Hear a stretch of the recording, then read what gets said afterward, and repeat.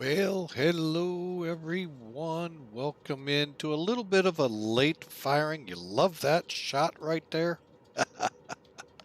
And let's see if we can't make it look better. Oh, it's really not wanting to. All right. Was earlier.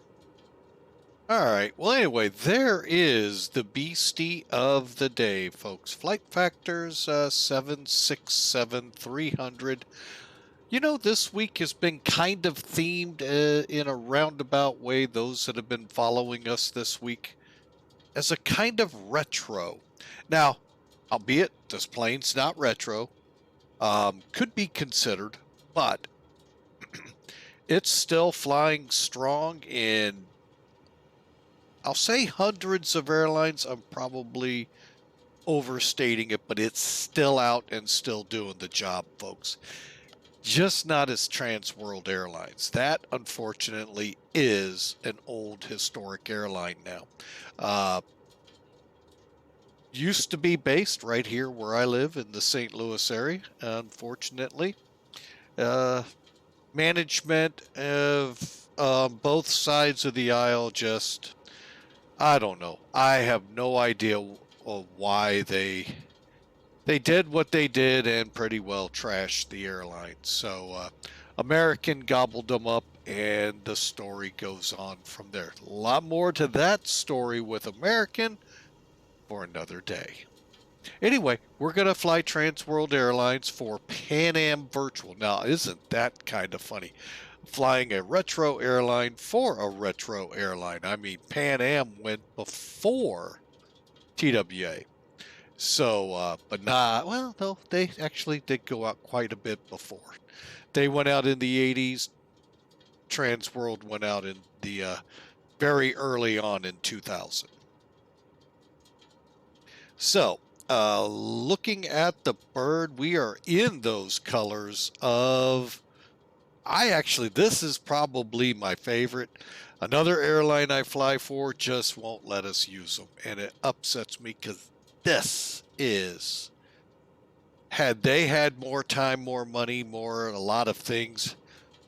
I mean, the look of this plane is amazing. So, but you know what? They don't ask us, the customer. They just do what they think the customer wants. You know what always would help if you asked them, and not the ones that ride from this bulkhead to here, but from here back.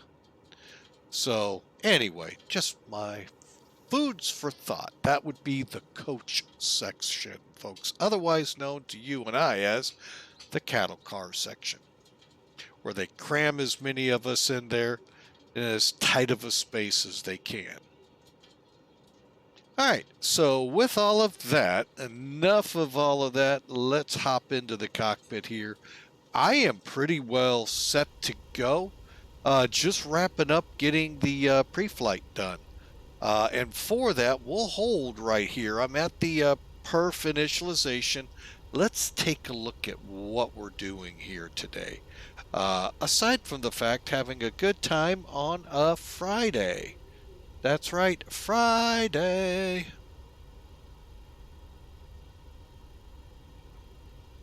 Okay, and for that, we need some toolkit. There it is. All right, so you can see the little bit of the route. You can see the runway we're taking off on. But let's dig in a little. Let's take, we did this on the last flight, and is when we all heard it goes, oh no, I can't fly this technically. And it turned into that on the landing. It's out there on YouTube, folks. Hey, go out, like it, love it, subscribe to it. It's not a subscription like Twitch. It's just like following over there. Check it out. It just released today, the 727. But anyway, that was then. This is today. METAR out at JFK, 120 at 12. We don't really have a ceiling here. We just have some clouds scattered about up from 2,000 all the way up to 25,000. It's 17 degrees here, and the altimeter is 3010. And as some people are about to have a heart attack, that I said 17 Celsius. much different 17 than the 17 you're thinking. All right, going down to Tampa. Looks like at the current time, 150. At 8, the winds are variable, 10 miles of visibility, and there's a few clouds plaguing us at 3,500 feet. But it's 29 degrees there with an altimeter of 30.03. So beautiful trip ahead. These thunderstorms should not be a factor, and we should be good to go.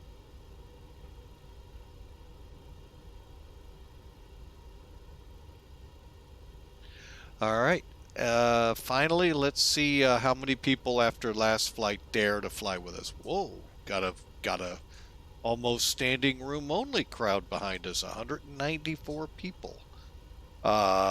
Make sure they signed those NDAs. 45,380 pounds, and there's our zero fuel weight CFW. 39,200 pounds roughly was put in the wings. And we're going to have a cost index of 148. Now, dispatch is being a little cruel to us today. They gave us 32,000. Who knows why? I haven't really looked at the winds yet, so we'll get that here in a second. Speaking of the flight plan, we don't show this off a lot. We are in the American Airlines format. So if you're in SimBrief, you're going to see where it asks for OFP format. If you put in the very first one, second one, AAL, it looks like this. All right. So really, I happen, Piedmont uses United's 18, and that's got a lot of great information in it. But I kind of like this American one better. Partly because, as their Discord will say, they got SimBrief NavGraph to change something. Don't know if it's true or false, but they did that, which is cool. American Virtual, that is. But overall, great formatting here. Now, we won't get to look at the wind charts here. It's just because it's the way it formats up. It just really looks bad. But what they added is all the way down here. See, here's those route maps right here. Starting here, we've got our takeoff weight. Okay, well, that's factored in after you know your passenger and your fuel and all of that good stuff. So, but passengers, 194. They even will, on occasion, throw a lap in there. Cool. And the crew. Again, cool. And then down here. So this is kind of a neat section. Now, we'll see with Top Cat if this is going to pan out. I'm leaning that it won't. So, all right. So there you go, folks. Real quick, you can see we got a lot of fixes already put in. The flight plan's ready to go, giving you just a lot of information here that really is helpful. If you do join American Virtual, and I'm sorry you guys over at Pan Am for saying this, they'll show you how to read this stuff. All right, so without further ado, time to say goodbye to Sim Toolkit. Actually, we're going to switch over to the live map real quick. And then we're going to get right into taxi and takeoff brief. Why not? We got the program open. Jacksonville went down already. Okay, cool. All right, so taxi brief. Whoop, wrong chart. We can still do it. All right, so we're parked over here at Terminal 5. For those aviation enthusiasts, that should clue you in on a big deal at JFK. There was a quick history lesson here, folks. Pan Am and TWA were vicious against each other. Okay. TWA wanted routes. Pan Am wanted. Pan Am basically said, not no, but you can continue on with your own superlatives. TWA parked in Terminal 5. Pan Am parked over here at Terminal 2. Now, when they both went defunct, and by the way, Pan Am went first, and they were the most vicious against TWA. So they're gone first. TWA holds on till 2000. I think it was 88. Jarhead, a 0514. Welcome aboard. And what JFK am I using? The default one. I really didn't go searching for any. I ought to. I fly out of this now quite a bit. But yeah, I am using the default scenery. All right, so over here, now this is today JetBlue. Yesteryear, by that I mean 2000 and beyond, back into the 1900s, TWA was here. I don't think it was configured the same way, but I don't have that information. However, this terminal right here, the beginning of it was extremely futuristic looking when it came into being. Many movies used it, and so forth. It stayed. When they came in to build the JetBlue complex you see now, it was required Terminal 5's initial building, which is right here. Then the tunnels or tubes, whatever they are, I've never actually been to it, head out to it. Pan Am had the very famous, iconic looking world port, where the aircraft came under what looked like a shed, kind of like overhangs, we'll call it that. They got rid of theirs. They made them go bye-bye. So, again, while Pan Am may have won the battles in many of the stuff that went on, overall, TWA won the day, eventually to go out 10 years later than they did. Just some fun facts about JFK.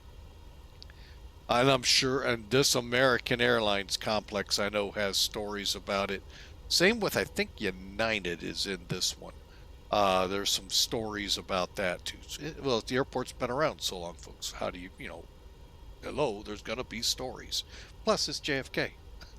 So, anyway, enough on that. That is what we're going to do. We're going to push back, head out to probably Alpha, come down to Kilo, and right on out to 4 left for takeoff. 4 left today, we're using the JFK 5, which this map is pretty sometimes useless, unless you're looking at Canarsie or the Breezy Point climbs. Beyond that, okay, yeah, we got a whole litany of transition fixes out there, but it truly is not the map we want to focus on. It is right here. This is the initial how we get out of this airport, and even how we get onto the Canarsie and the Breezy Point climbs. They call them climbs out there because you got it, climbing. All right, so 4 left. We're right here, so you can see we're going to pretty much take off and hang a right to 099. We can even go up here and find our runway. Climbing right turned 099. So at about 400 to 500 feet, we're cleared to start making our turn. And we are doing the Robbinsville RBV departure. So once we make that turn, we then expect vectoring to the RBV VOR after Ringer. Okay, where's Ringer? Oh, okay, so they're going to send us to Ringer first, then RBV. So in our case, as looking at the big map, we go off this way and kind of scrap our way into ringer to RBV. Kind of weird how they do that, but you know, hey, it's ATC. Just like they call pilots weird, we call them weird. Okay, and again, here you go. So again, we'll be off, head to ringer, then to there. Okay? And let's say goodbye now for sure to Sim Toolkit. All right, let's finish this up. So real quick, I just lost my page. There it is. Do I have wins on here? Oh, there they are. 250 at 20. Boy, light winds today at altitude. Why did they give me such a low altitude? Huh. Interesting. And we'll go 2,000. Who knows? Maybe we'll be able to step it. Who knows? All right, so you can see gross weight, fuel weight, 0 fuel weight, and then we're going to run with an 11.4, 32,000. There's our cost index. There's our winds and our step. Going to takeoff. Okay. Told you we're going to use TopCat here. TopCat is a really good, it's a payware item, and it works really good, Microsofters, if you use Professional Flight Planner with it. Now, I use Professional Flight Planner 2 with X. It's not geared all the way to X-Plane, and they're probably yelling at me over at PFPX. I do find discrepancies. And the fact that they don't have X-Plane aircraft profiles in there. We have to rely on, what am I relying on? It doesn't say here. But anyway, you have to rely on basically Microsoft aircraft kind of work it out. But it is payware. It is a good deal. It does have ACARS if you need it. It's right up here. We're not going to be using it with Pan Am. And so we've broke it down to where we have our 194 people. We got 17 kids. Oh, this threw 6 infants in it. Okay, I can actually probably get rid of that and not affect anything. Yep. Okay, domestic, all it is baggage.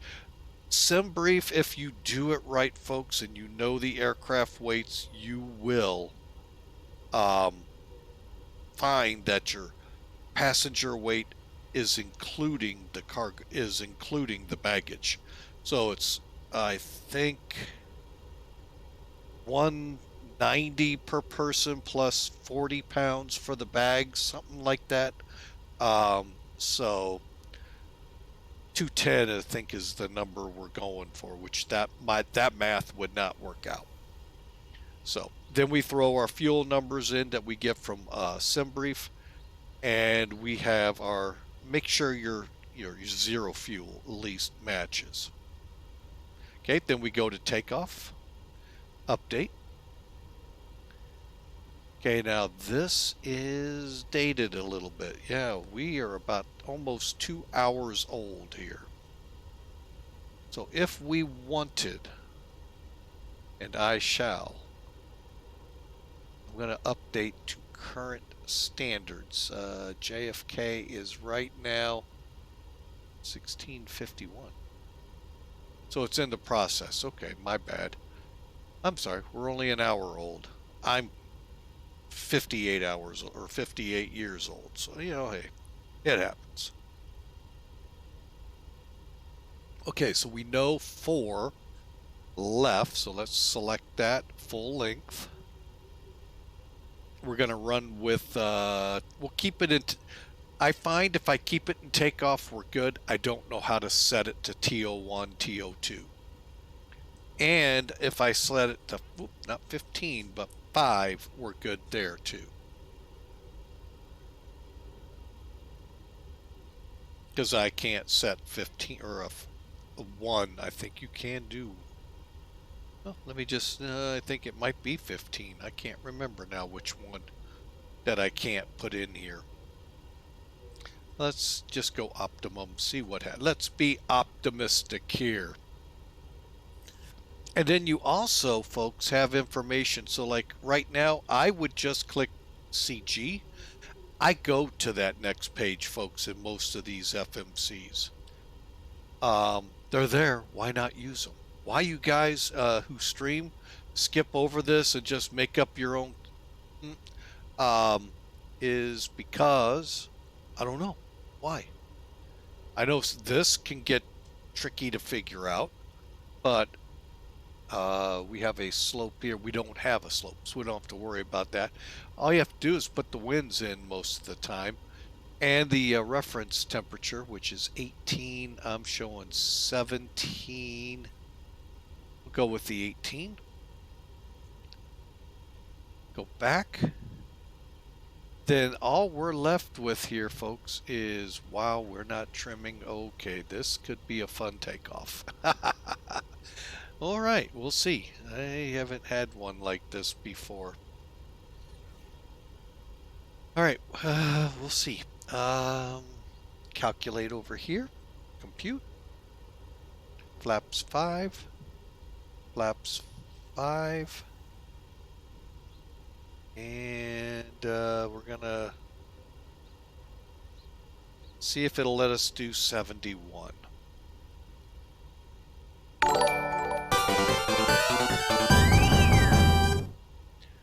Cleared contact, welcome in. Thanks for the follow. I hope you have a great day. I didn't think it'd let me do 71. Let's try 70. What the heck?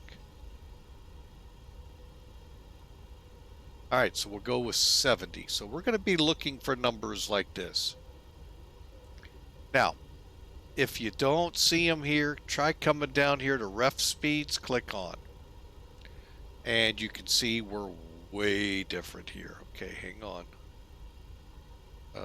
Actually, we're not that badly off. Okay, let's go with 135 V1. 138 rotate, and hope it rotates, and 144. Let me show you why I'm a little skeptical. Okay, so everything looks good here. We are done with this page. Why I am a little on the skittish side again. Okay, this is the EFB. This is how you load it. If you come down here, you see your ZF, you see your gross. The Mac is still red, and I optimized. So that's why I'm a little apprehensive of how this takeoff's going to go. Buckle up.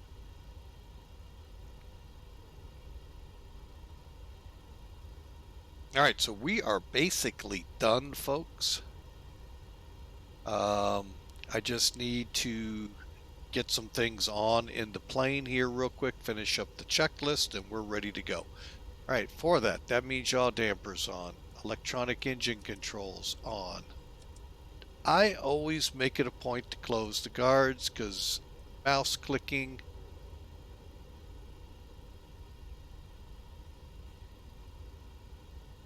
is the guard. There we go. I end up accidentally clicking things that I shouldn't click. If there's a guard, put it on there to help prevent that. Okay, C1, C2, that's our electric pumps on. We'll get our demands to auto. Missed one. Okay, electric looks good. We'll get the cargo heat here in a minute, and lighting looks good. Coming down, window heat's on. Signs are on. Today is an odd numbered day, so I'll go to auto 1 and 1 on my ignition. I just pick, if it's an odd numbered day, we go with the odd number. Even, I go with even. 737's another aircraft. I have a little different way of doing it, but it's, again, along the same lines. And Tampa's landing altitude is 26. I do like the flight factor sets that landing altitude at 2,000 because it sure helps when you're trying to set for, Bogota or El Alto, all above 8,000 feet. So you're already some of the way there instead of coming from zero all the way up.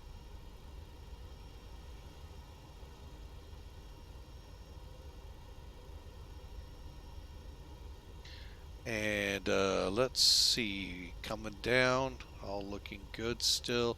Equipment cooling's on, forward, mid, aft cab set to auto, trims and recycling on. Auto for the cabin temp. I have the packs on.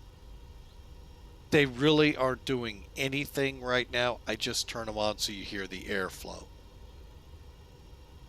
All right, folks, that is the cockpit prep. APU start time is now. And that, folks, is really simple. Technically, that's the only fuel pump you have to turn on. The left forward, because when you turn it to on, that's the one the off light goes out. But since we're going to be going to the main engines just as quick, on, and away we go. If you come down here, set this to status, you can watch it spool up. While it's spooling, I'm going to get this set to go to the progress page.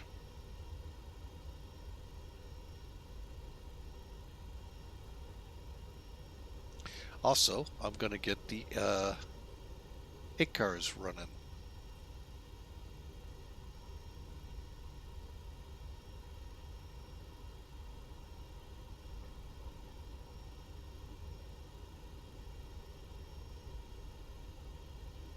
All right, and looks good. Let's start the flight. There we go. Almost there. 100%. Hey, that's actually a pretty decent spool up, folks. We'll see how the engines do. They have been improving with updates. When they first ported this over to X-Plane 12, oh my gosh, did those engines spool up. You could blink your eyes and you're spooled up. I mean, it was that fast. And not a blink like I feel like having right now where my eyes close and maybe in 8 hours they'll reopen. Because I am a little on the tired side from my shift yesterday. All right, so we're spooled up. Let's come back up to the top. I always want to make sure I get this right. So we're going to go generator first, bleed, and then get our isolation all turned on. Close that guard again, folks. There are no guards on these two.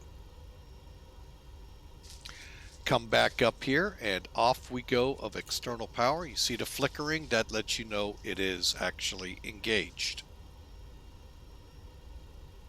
Or disengaged, the ground power. Lastly, of course, since we've disengaged, go to the ground page and we can start pulling things away. So like the fuel truck can go, the LSUs can go, obviously now the GPU can go, as well as the air unit. So we're left, gate config will stay with chocks. We'll go to the next page. Whoops.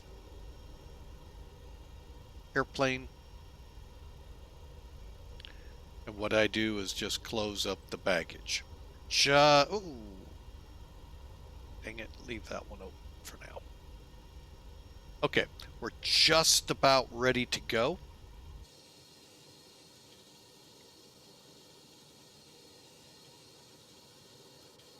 Give you a nice look here of, see if I can give you an idea of what that looked like. I know it's, yeah, here it is. Let me try again. So, not very well modeled, but yeah, this whole front to Terminal 5 was very futuristic, and the Historical Society said you can't take it. but they did take the world port a few years later. Nothing has come in its place. I don't get why. I really liked it, even in the sim. I don't even know how close the sim modeled it, Century of Flight and FSX, but they got rid of it. So, they don't ever ask us. But anyway, you get a little flavor of the Queens area here. There's good old New York City in the background there. And let's go ahead and let's get flying with Mike, shall we?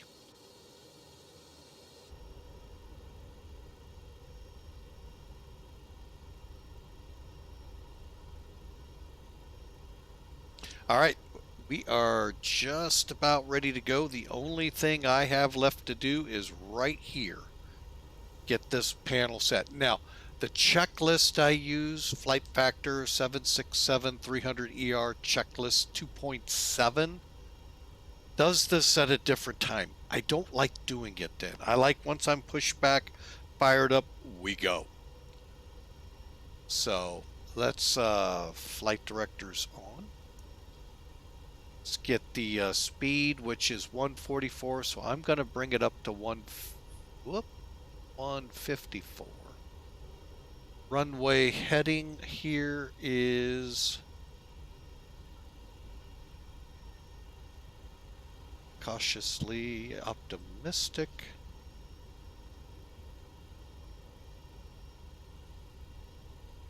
.044.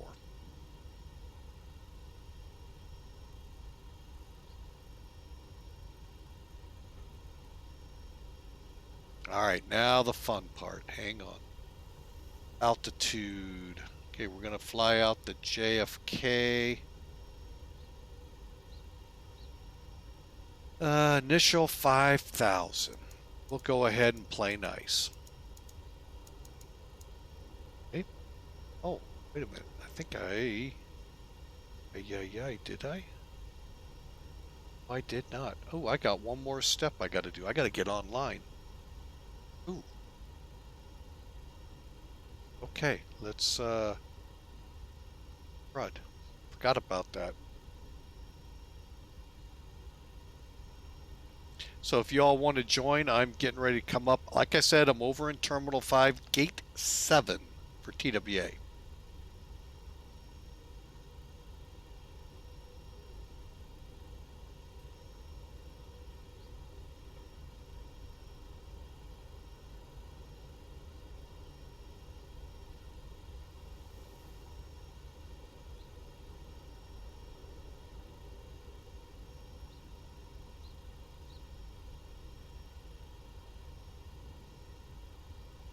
Okay, flight plan filed. If y'all want to chime in, you're welcome to. I'm just getting the stuff put in here. 108 for a 7-6 tree. And we're connected.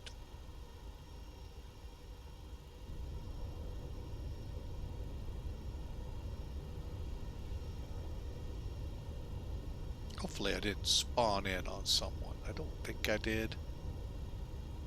But I sure hear somebody nearby.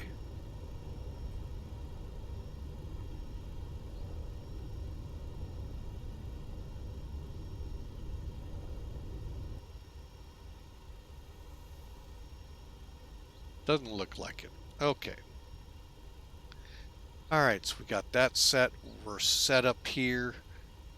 And Boston's up, but we won't be in their airspace. Alright, so that's set. Okay, I've got that ready to go.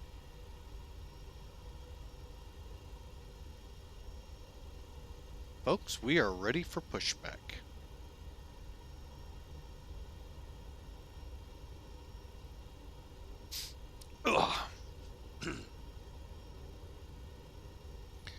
Alright, let's get... Alright, I think they're done with the count back there because I'm getting word they're closing the door. Make sure everything's closed. We'll go ahead and pull the chocks. I'm going to go ahead and call in better pushback. Hey, Captain, let me know where you want this thing.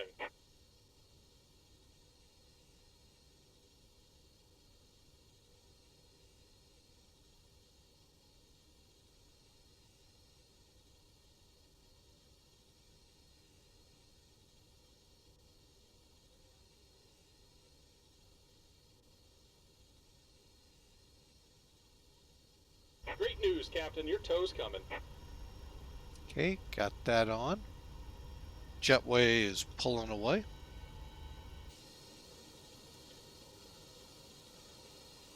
And we're just waiting on a tug.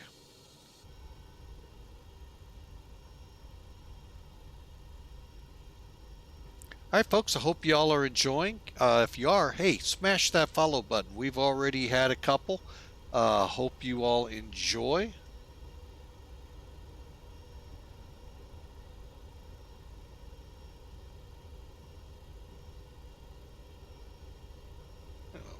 Something's missing here.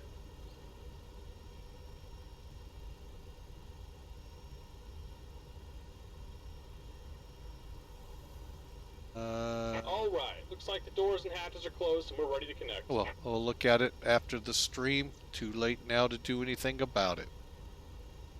All right, cleared to connect nose to the tail right.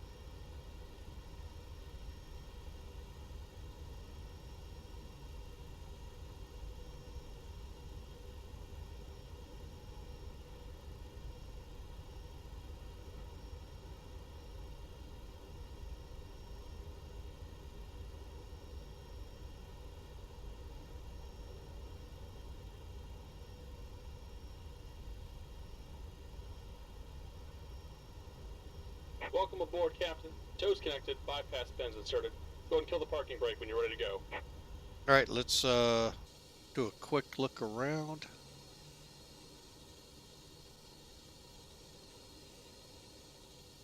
I'm actually going to go ahead and kill. I can see it's going to be a problem.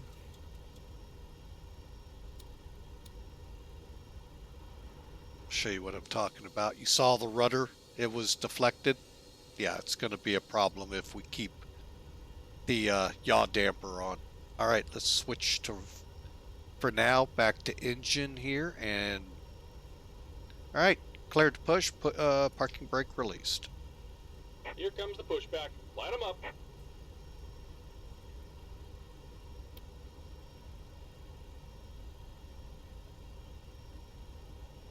Okay. And with that call, light them up. I like to, sorry about that, folks, hit the wrong switch. I like to try to get out of the gate area as much as possible before starting, just so we don't suck in any baggage carts or stuff of that nature. So what we'll do is, I think we'll go ahead right now and start cranking them. To start engines, of course, make sure your ACARS is running. Left and right packs off. You need as much air pressure here as it'll give you.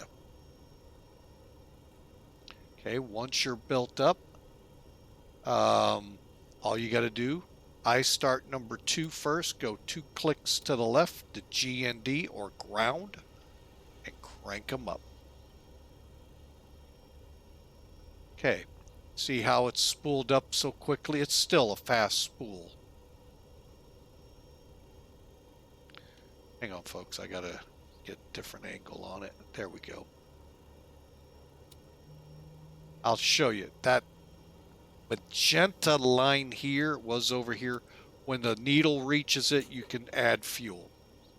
Yeah, they still spool up pretty quick.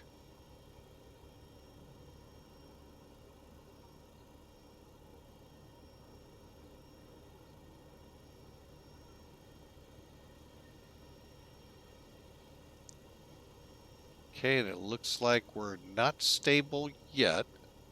Good, that gives me a little bit of time here. Altimeter is 3007.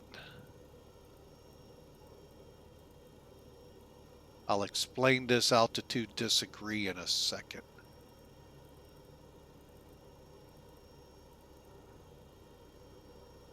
Okay, should be calling us clear. Just about done here. Go ahead and set your parking brake.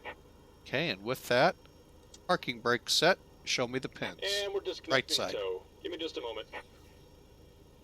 Okay. Now we'll start number 1. Again, we're waiting for the needle to get right here.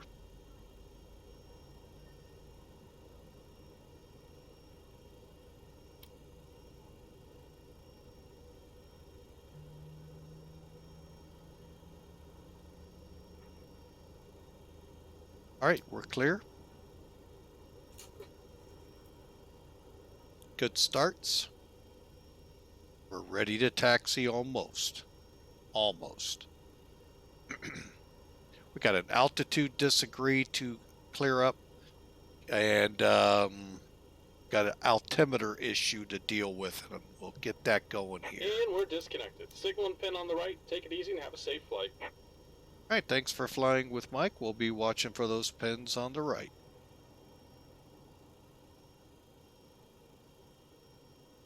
Okay. And yes, we will hold up till we see the pins. I may have to scoot forward. Would you stop that buggy so you can show me the pins? Thank you. Good pins. Thumbs up. We're ready to go. And what I also do is hit him with the nose light real quick. That way he knows I saw it too. All right. Let's finish up with the getting the engine started. So the packs, let's see, after start. So we'll go up top here. Most of this occurs up here. First thing we're going to do, put the left and right engine hydraulics on. We're going to look at the anti-ice. Right now we're not going to run it. We'll turn our packs back on. Our bleeds on. APU off. Okay, we're on the gen, so we can turn the APU off and the generator. Okay. Now let's come down to here. Auto brakes to RTO. Altimeters. Okay, now 3007 is our altimeter. Now why we have this altitude disagree is because this reads 3007, this still reads 2992. You're more than welcome to just do this, come over here and set it.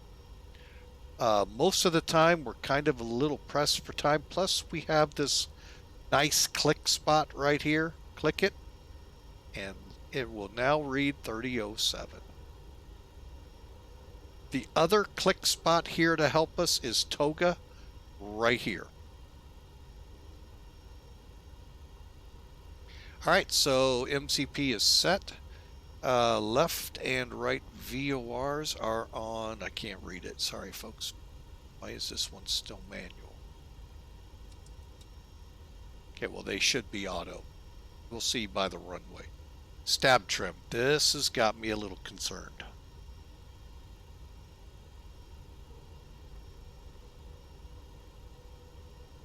Let me see what we're set for. Hang on. I'm going to leave it right there. Even though 0.5 is way up here, I'm going to stay here. Worst case scenario, I trim down. I just don't trust that. Okay, next up, flaps. We are going flaps 5.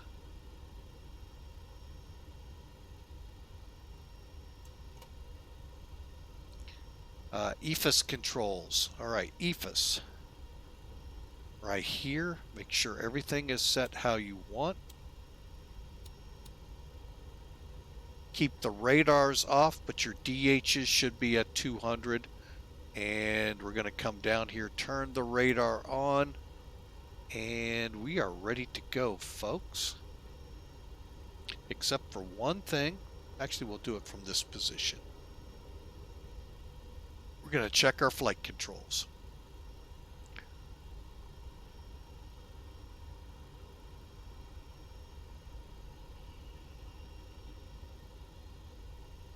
I always make sure that the control centers. Okay, ailerons.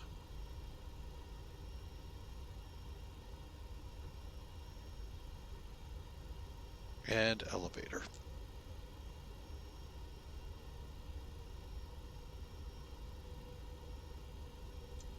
Brakes off. Here we go.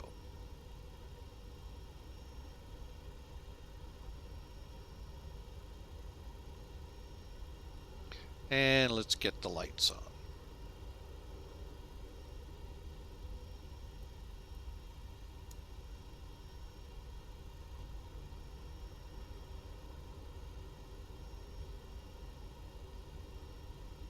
And we're off now to runway 4 left. I hope.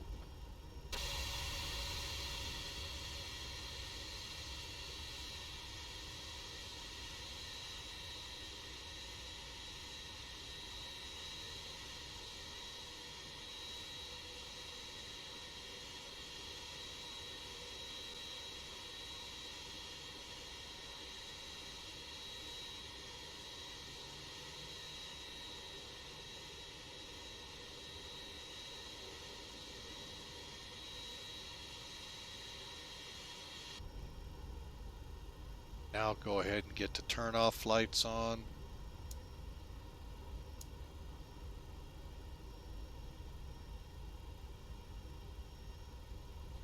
And we're on our way.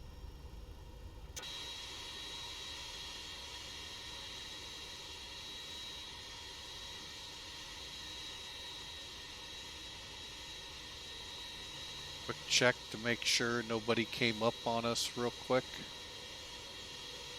All right, let's make the turn here and follow this one out, Alpha.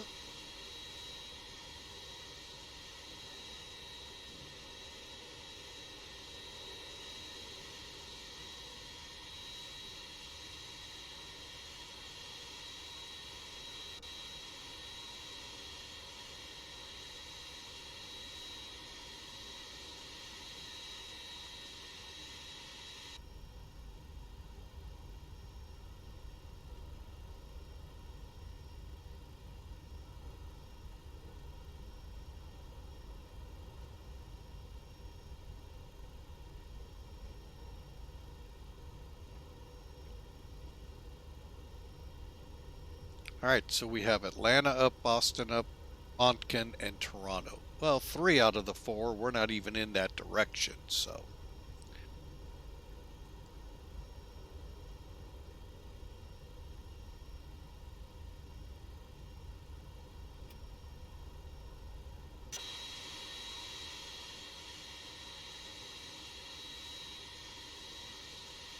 But again, hope y'all are enjoying the stream. And for those of you on YouTube, hope you're enjoying it too. Hope to be airborne here within a few minutes and climbing out for Tampa.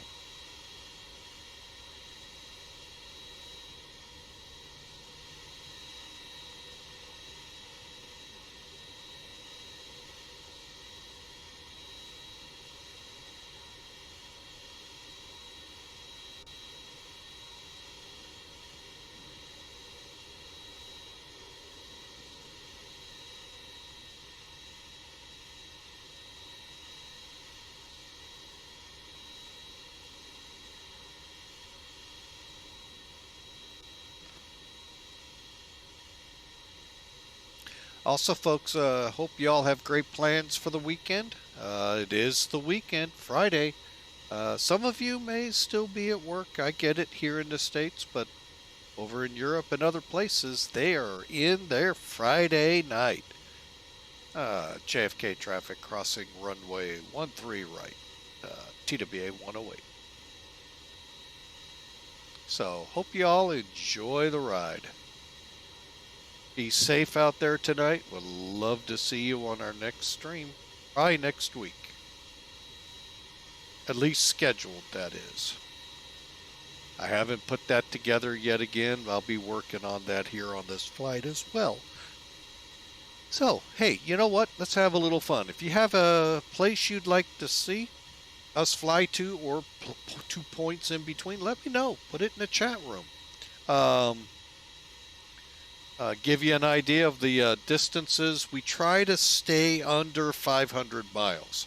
And that's just to keep the stream down in time. Crossing the ponds and stuff like that. Oh, I've done on stream. It's just very cumbersome to do.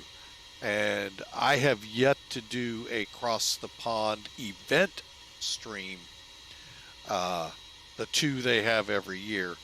I have yet to do one. Just very tough to get 10 hours, open. All right, we're coming to the end here, so let's do our before takeoff checks real quick.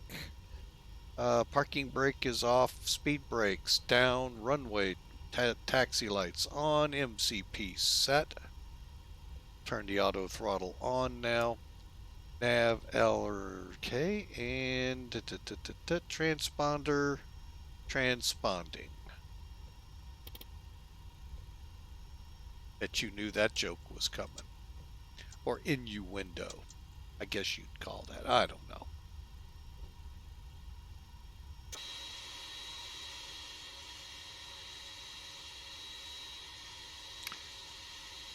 Uh-oh.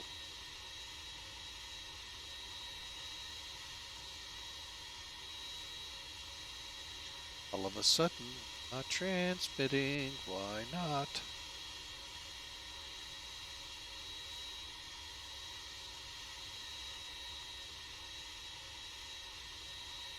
Why am I set up to where I can't push to talk here?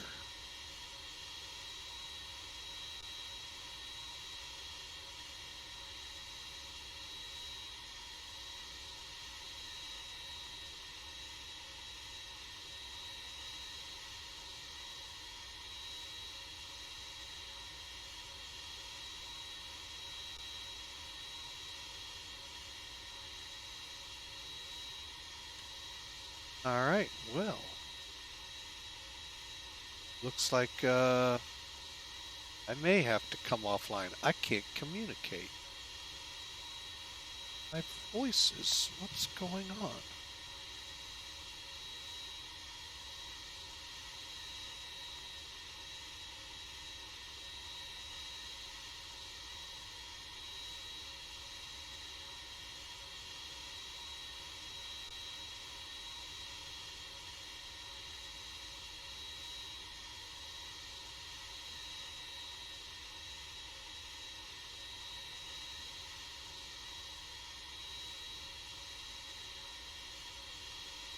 Hang on a second here, folks.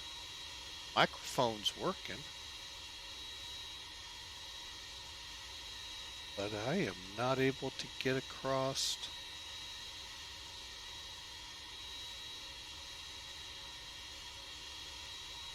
Well, we're going to have to disconnect because I can't fly without being able to talk. So, and I'm not going to text. So, all right, well, we'll just have to fly it offline. I don't know what is going on. This second time I've seen this. Was it with this plane last time?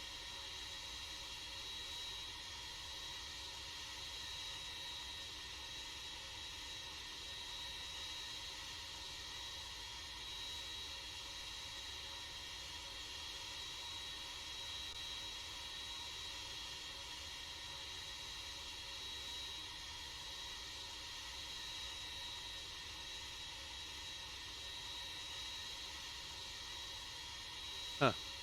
I do not know, said Sam I am. I have no idea why I can't communicate over VATSIM. That's okay, though.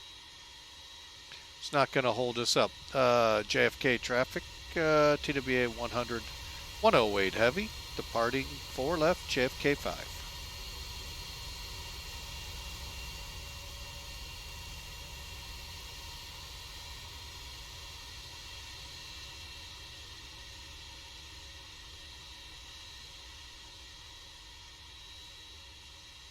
That's weird. I don't know why it's not connected.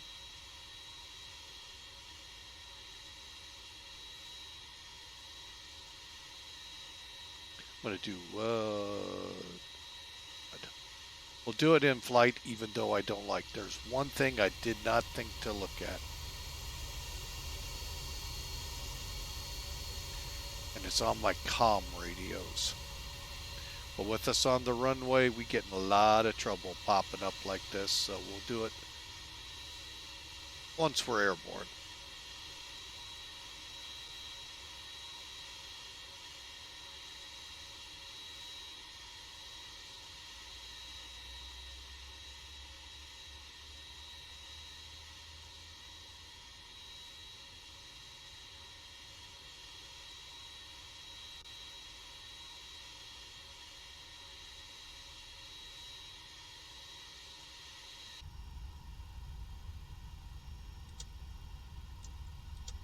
What I'll do, though, is check it here.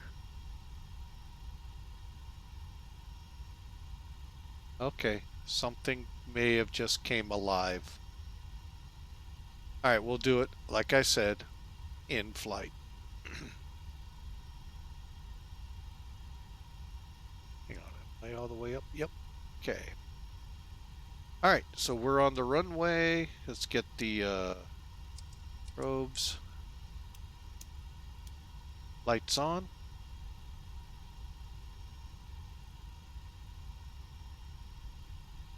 Clear for takeoff. Now I will set my thrust levers so that it's very easy for me to see that they're set up, because they'll be lined up with the lines here and here. And once I see that, brake release, toga, by clicking toga right here.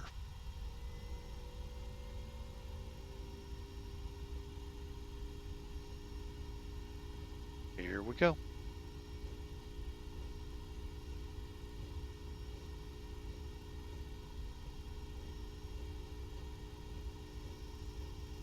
$80 knots.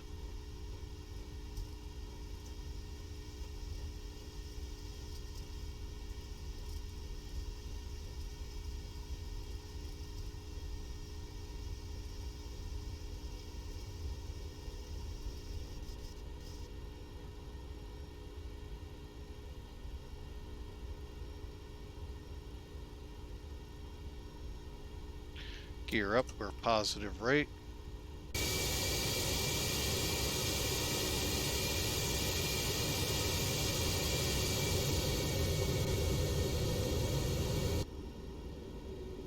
Okay, there's 400. Let's make our turn to 99. Oh, let's get that nose down.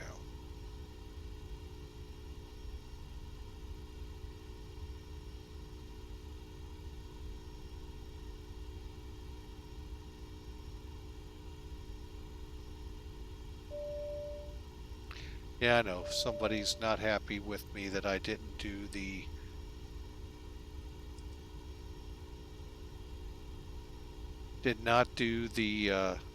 announcements.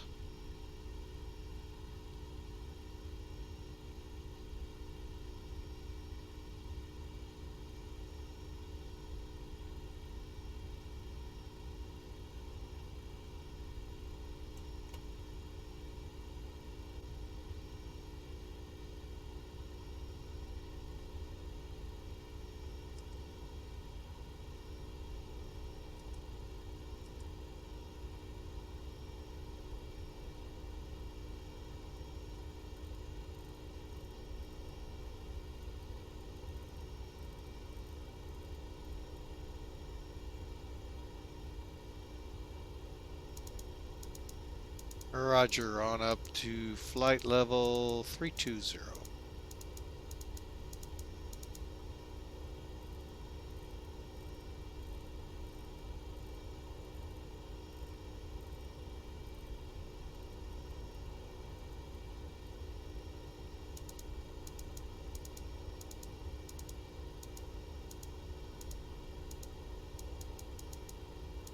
Okay.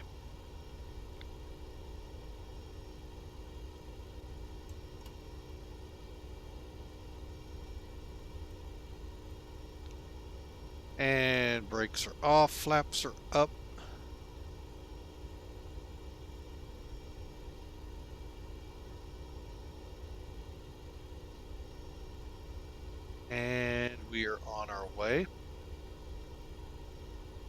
And let's try this again.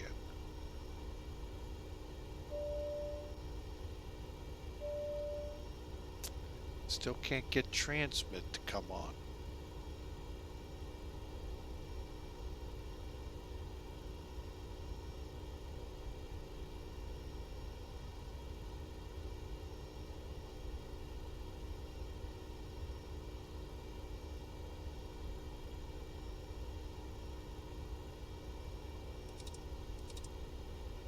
JFK traffic, UPS 616 Heavy is at 2000 and flying vectors to intercept the 04 left localizer.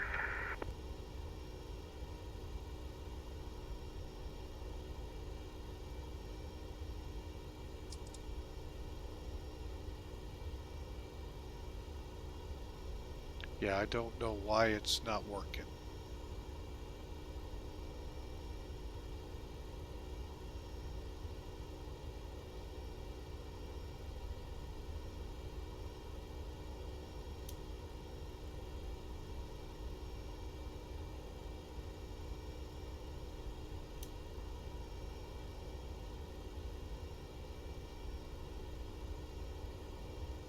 Oh well, we're gonna have to disconnect, so we can't keep doing that. All right, we're through 12,000. I need to get back into the cockpit here. All right, so we'll release the speeds, get the lights off, and then we'll let him do his announcements, but we won't. Hopefully I can do it to where we don't hear.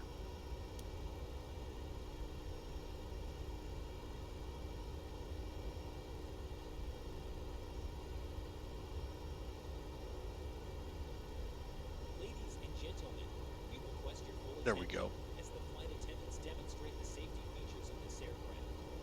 I don't know why I can't get that to connect up though. That is weird. All right, so we need to get over to RBV.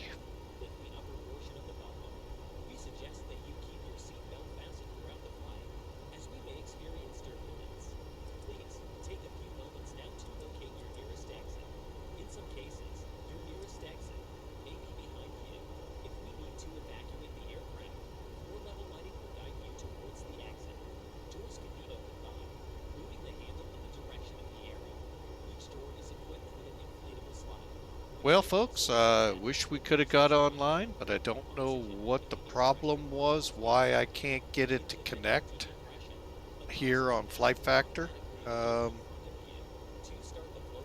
That's really bizarre, but is it a game changer for me? No, not really.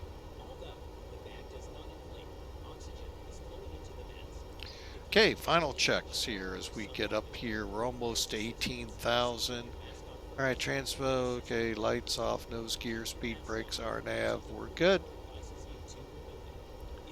Lights are off. And we're just about to transition. So, folks, I hope you enjoyed the departure out of JFK. Sorry again, we're not able to be on VATSIM. But it is what it is. I don't know why, again, we can't connect.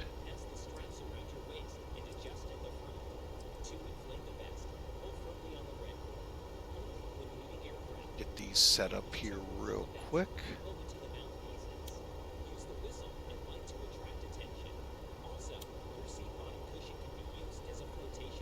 Oh, turned the wrong one.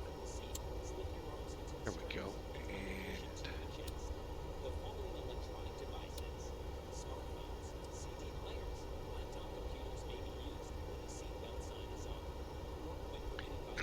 So, anyway, folks, we are on our way, and we hit transition, so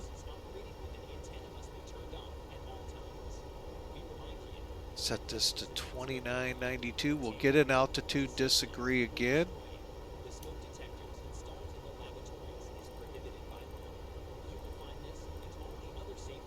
Just click there, and it's gone.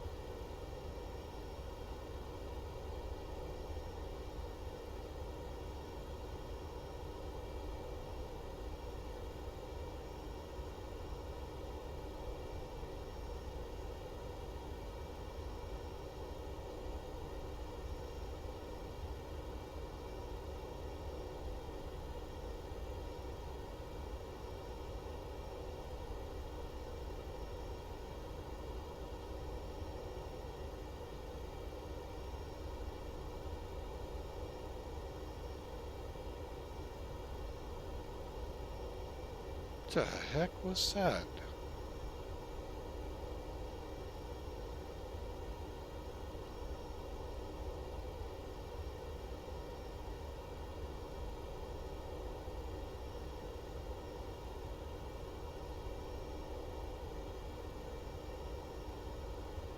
Saw something down here about alternate flaps.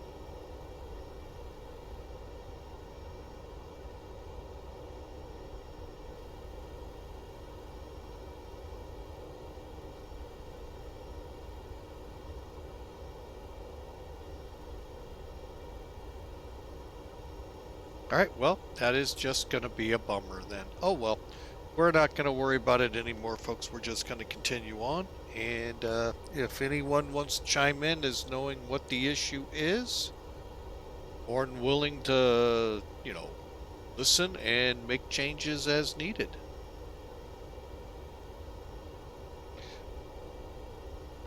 But we are now through 28,000 on our way to flight level 320. And just while I got it open,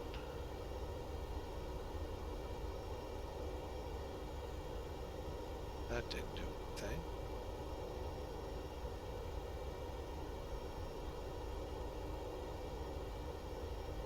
I don't see.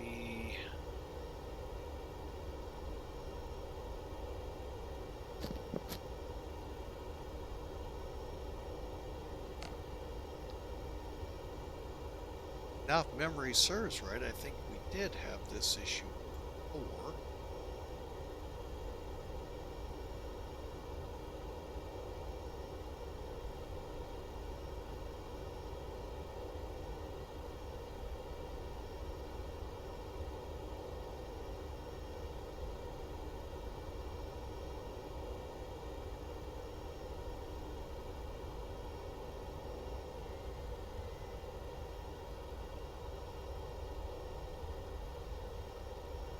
Oh well, we'll just have to someday get it back up and running in this plane. It works fine in the rest. I don't know what's up with flight factor here of late.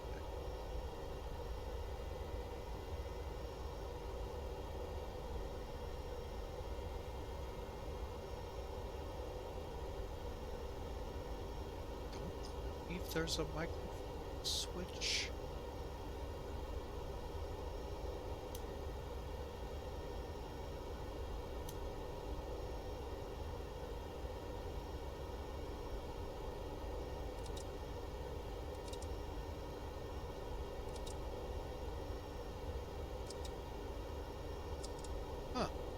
That either.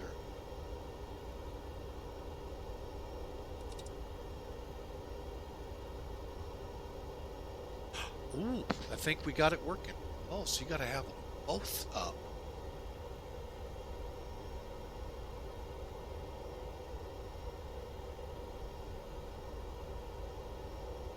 Oh.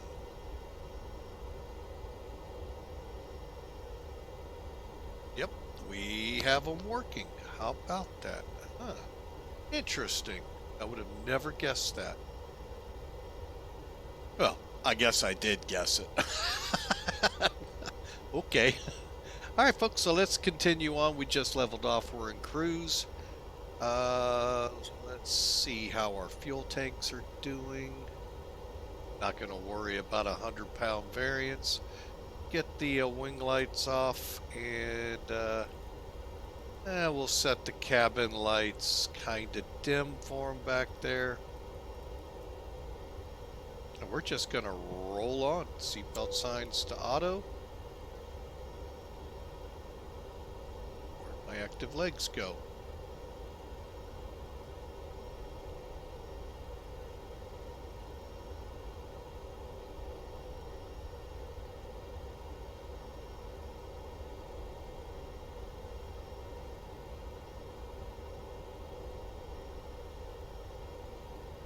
All right, so we have step climb now. Let's see. They would like us at 34,000. Show optimum stuff though.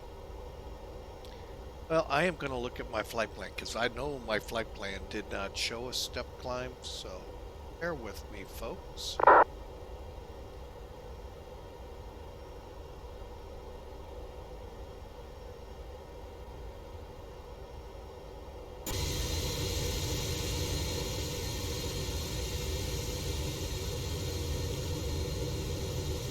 It's that war between TWA and Pan Am that's caused us to be so low.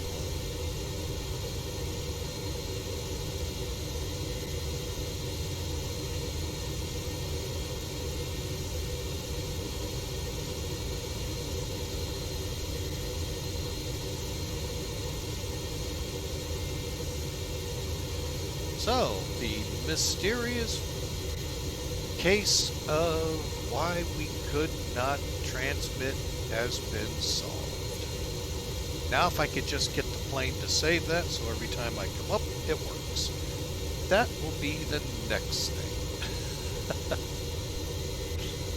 All right, folks. Looking at my flight plan right now.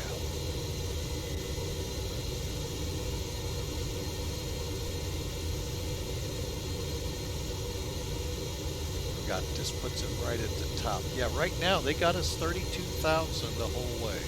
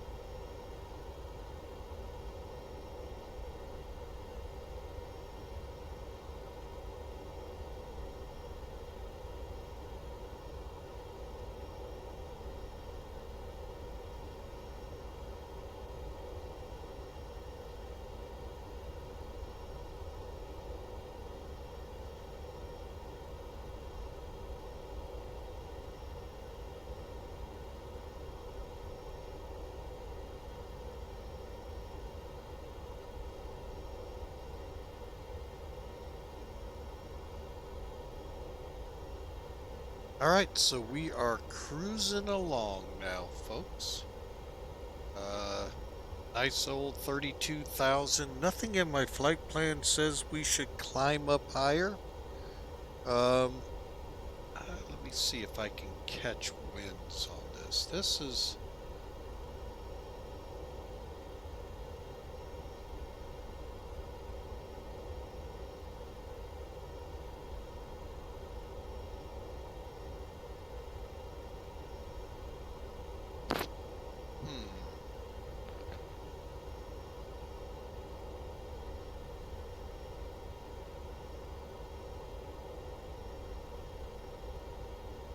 Well, I don't even see a reason that the winds would be a problem.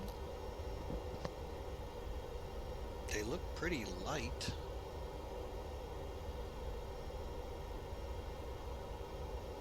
Turbulence isn't an issue.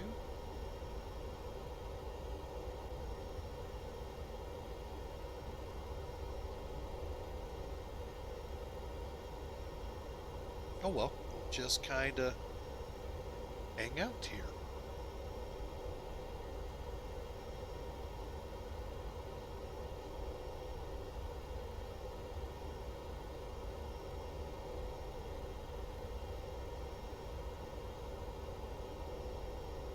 And we're hitting about the right Mach number and everything too, so flight level, is that showing?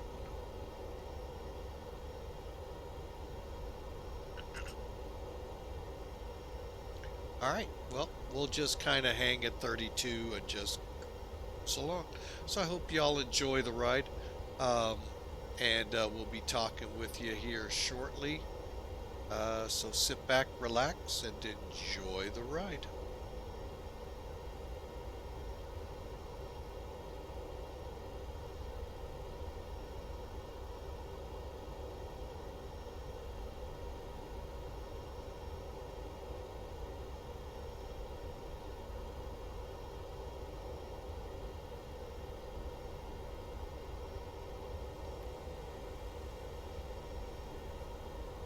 Alright, speaking of the ride, it looks like we have about an hour and 40 minutes to get down there. We do have Atlanta up,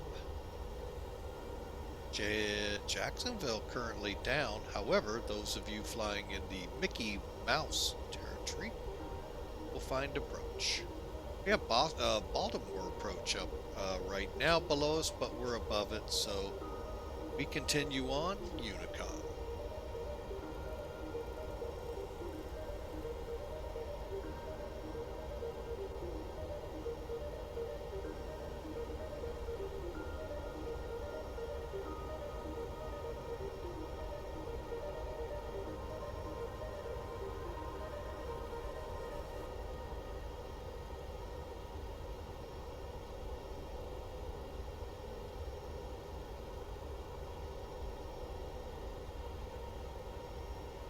And I'd like to welcome all of those lurkers about. Glad you're listening in and hope you enjoy the trip.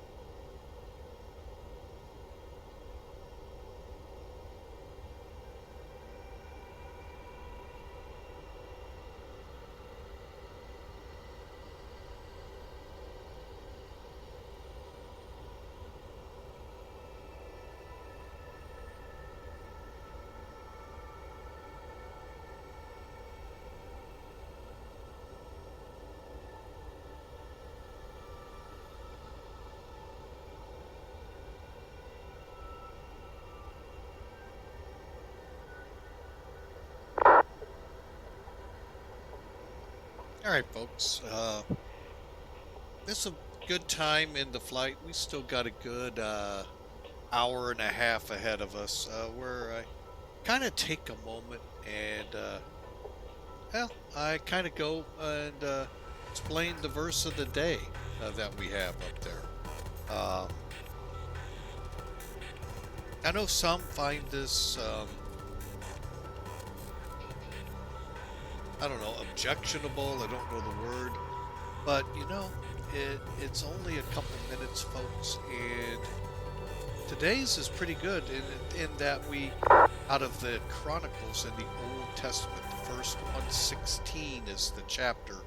Look for verse 34 to say, "Oh, give thanks to the Lord, for he is good, for his steadfast love endures forever." Let me ask you this. What comes to mind when asked his, that being God's, love endures forever? Think about that. For me, that statement, or in this case, this verse, the whole verse from First Chronicles, says to me, God's love for you and me can if I could speak, can persevere through anything we could ever do. God will always love you, folks. Does it mean there may not be consequences? Now that's not in the verse. There could very well be. God will always love you, folks. There is no measurement out there that can ascertain the amount of love God has for each and every one of you. You see, God is joy, peace, mercy, grace, power, majesty, beauty, love, and there's so many more adjectives we could throw in here. Even as we watch all of these bad things happening in life right now that unfold on the nightly news, or close to home in our personal situations, how they may look so dire, we are unsure maybe of what tomorrow looks like. God's got you, man. He is, and he always will be with you, with his love for you forever. See, there's no limits to his goodness and his love. So that's why we should praise and worship him through the good, through the bad.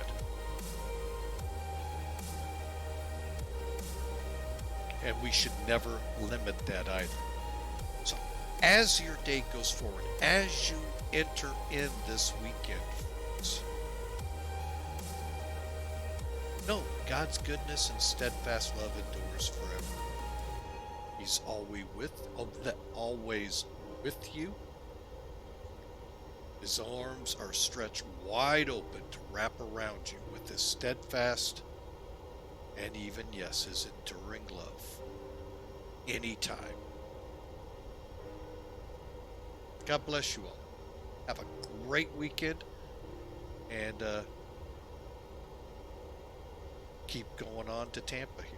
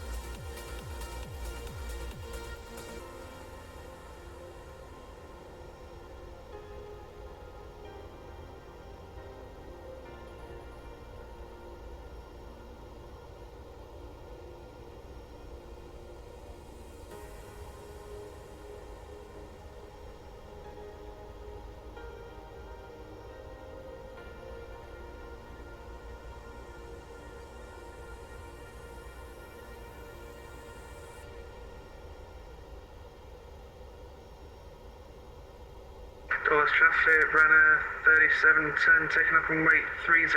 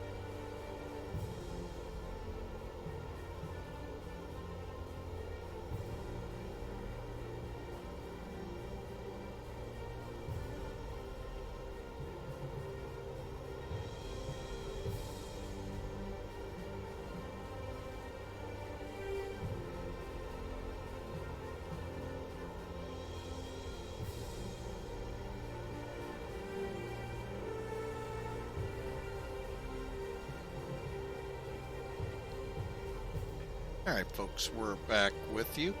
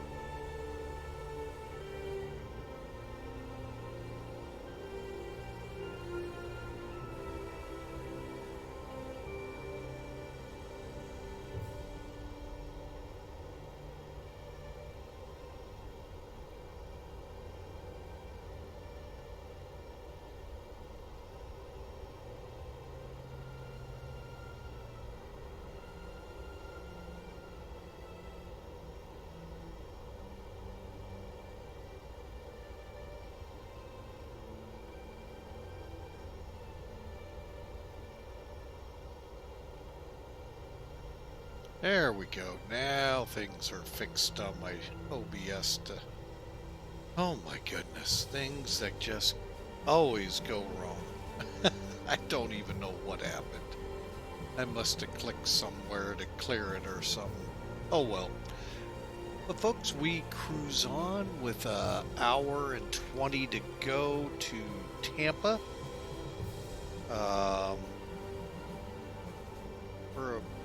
I think Atlanta went down. Wow, there's one you don't hear.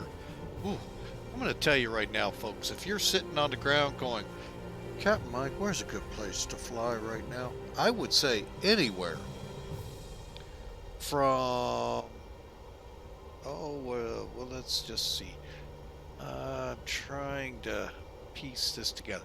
I would say anywhere from like Detroit down to Memphis, or even give it a little longer, Atlanta, Lexington, on down to the Gulf Coast.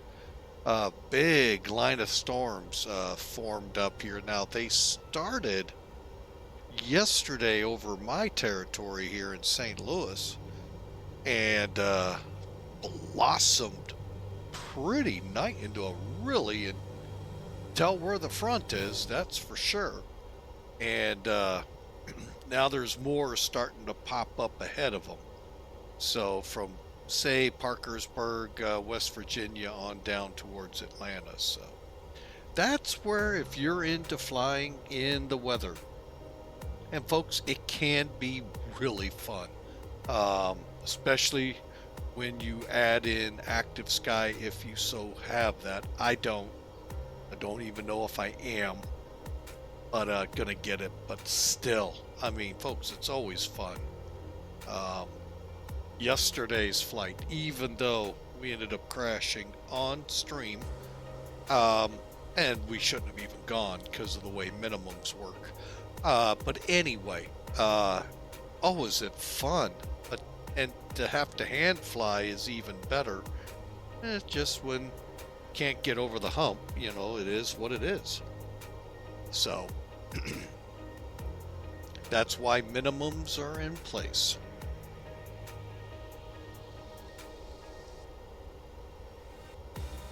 But yeah, I'd say if you flew from Toronto all the way down to Mobile right now, anywhere in there, folks, narrow band down between there, say no further east than Atlanta, Little Rock behind it, folks, you're going to run through some good weather.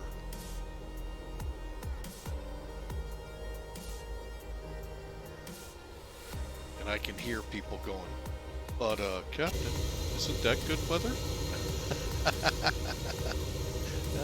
Yeah, it's one way to say good weather, but if you like rain and challenging approaches, you need to be further west.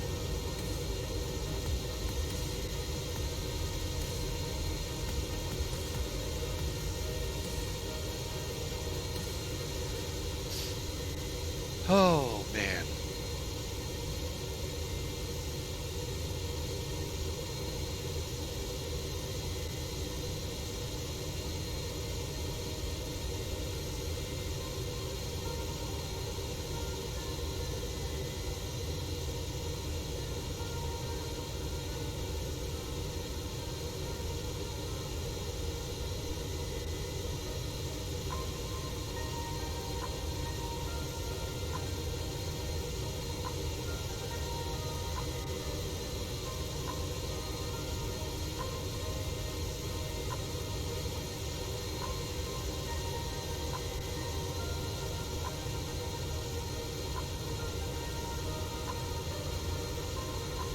I hope y'all have great plans for the weekend.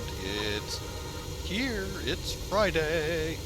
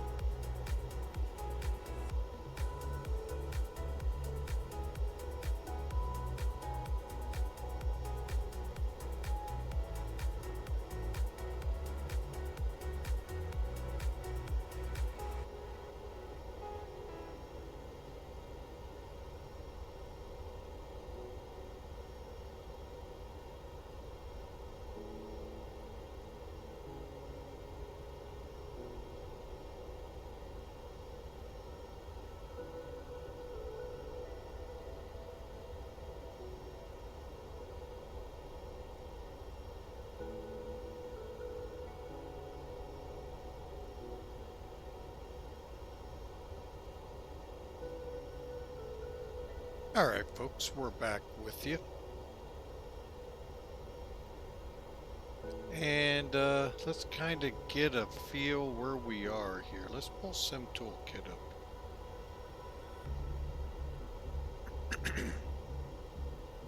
And as we kind of went to that break, I was talking about a good place to fly. If you don't see it, if you're into flying and weather, right there it is, approaching Atlanta, coming out of Memphis, Nashville, Detroit, Cincinnati, Louisville. Folks, those are all great spots to look at tonight. Let me kind of broaden it.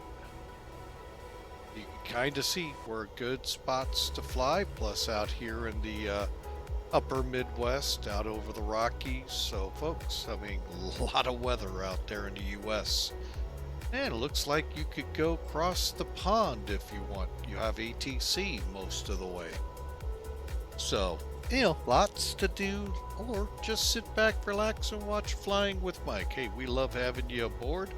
Showing 58 minutes to go. Let's take a look here and zoom in on us. Okay, we're about to come out of what would have been Atlanta Center had they been online. Headed for good old Tampa Bay. Currently, let me pull up Tampa's info. As of 1853. Okay, so we're about a half hour to 40 minutes old, but it's currently for the arrivals. Winds 260 at 7, and simultaneous we're going for the 19 still. So we'll probably shoot for 19 left. A little challenge involved. It's a little shorter runway, so. So with that information, and how did I get that? Well, go to this website, deatus.cloud.io. Put in the upper left-hand corner the place you want to go. Boom, you'll have it. Now, you can also do this on SimBrief. And if the VATSIM has ATIS for that airport, you can get it that way. Right there in here, and I would have shown you that if it was up. All right, so with that information, let's go over here to flights. Tampa, approaches available. Okay, now this is showing for one left. So you go over here to the filter, 19 left. All right, so we've got an RNAV and an ILS final only. What that means is that we're going to fly the approach all the way down to, I forget what this fix is right here, 270 out to our initial for the ILS. RNAV, we would just pick up a little further up here at Lizard. So we'll just go to the route, and then it's going to close it up. So we'll go Lizard to Jackball, and then from there, Vector. You love me! You really love me! SK, thank you for the Prime subscriptions. Thank you for being with us for 4 months. We sure appreciate it. And we're glad you're back and up and going here. Thank you so much for the follow. I'm sorry, correction. Let me restate myself. Subscription. Ugh. Oh, those 24-hour shifts. All right, but when you click over here, folks, like I just did here to the final, it puts it in down here. So now all we got to do is click here and we see it. And let's just say the weather is on the downright awful side down there. We can go to the Cat 2 real easy. All it is, folks, same approach, just different minimums. Okay, there are no changes that I have ever seen. Now, you real pilots out there probably will say, well, yes, there is. You see, you have it. So, And you know, after watching the 727 stream, I'll be really paying attention. Because we learned in that one why minimums are in place. All right, so let's kind of pull back a little bit. See, this actually starts pretty good ways up in Florida. I think that's Jacksonville here, folks. So this approach starts there. Miami actually starts right in this general vicinity from the coming in. So right in here is where Miami approaches start. So not controller, I'm talking charts. So, and we're still up here. So we got a little ways to go. So let's do this. Let's bring up the dates one. And let's start going through it, shall we? Let's go ahead and hide that. Okay, first thing, D-ATIS. I showed you how to get a hold of that, folks. Just here, all you got to do is click the exclamation mark D-ATIS. It'll bring up that website for you to see. But it's simply datis.cloud, CLOWD.io. And then put your station in there. Elevation here is 26 feet. And we're, of course, in inches on the altitudes and transition at 18,000. Okay, you need a DME, IRU, or GPS to fly this approach. 2 out of 3 isn't bad, so we're good to go, and it has to be a jet or turboprop.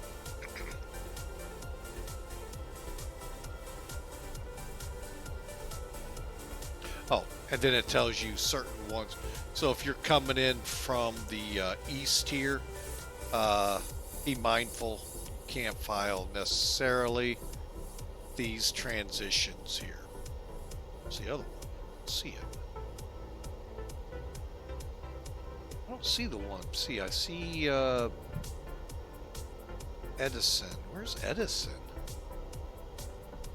Oh, here, Edison.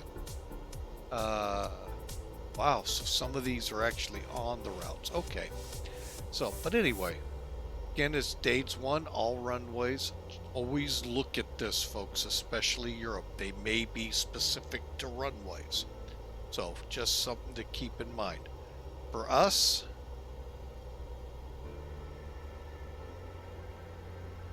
it's not wanting to do what I want. All right, we're going to be coming in on the BAAMF to Corey. And by the way, there are no well, yeah, I guess there are. So if you're landing one, it tells you how to get there from Dades.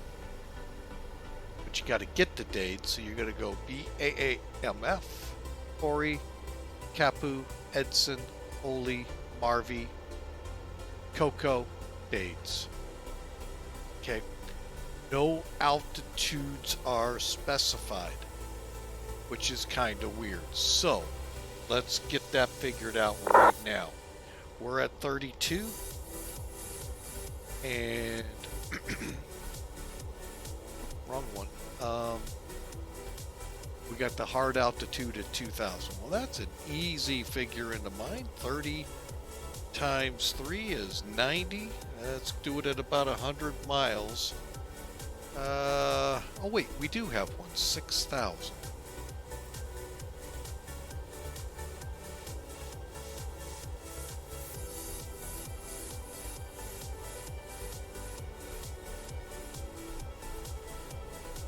Okay, so about 90 miles out of Jackball will start. So what you could do, just kind of rough it. So 5, 10, 20, 27, 33, 73,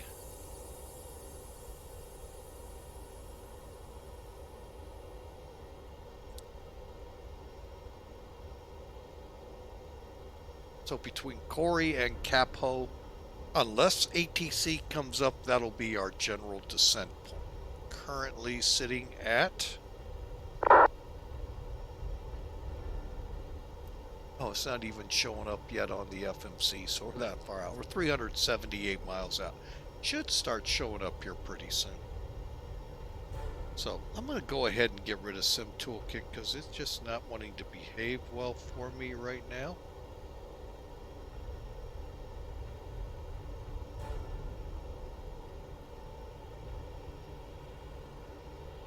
And we're back out of Atlanta territory. We're now in Jacksonville. Oh, looks like we may have some approach up.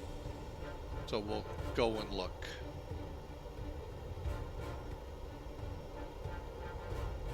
Don't show it here. We're still on. Nothing showing up on. You know what? I need to bring that online. There we go.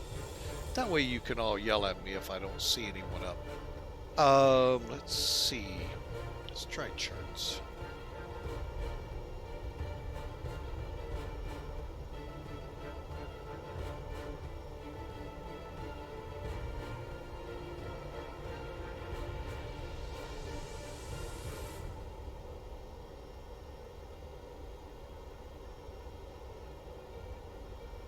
Okay.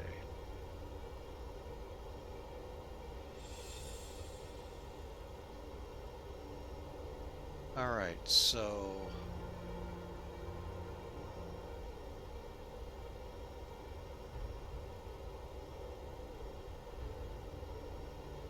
yeah, about 10 miles into KAPOH probably will be when we're showing our top of descent.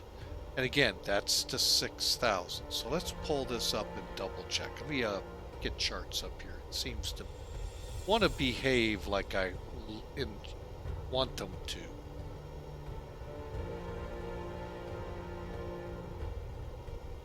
Okay, so we're going, go to legs. Okay, there's BAAMF. Oh, I do need to check this. Jackball 2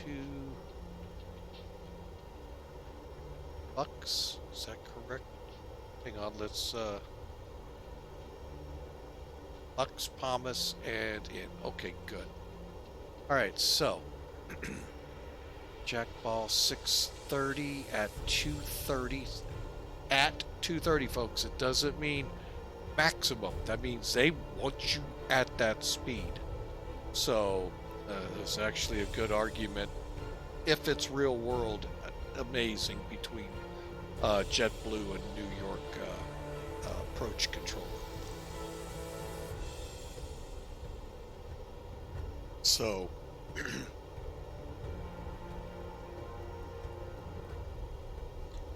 let's see. So that's all set. Let's go back to progress. Eventually it will show us our top of descent here.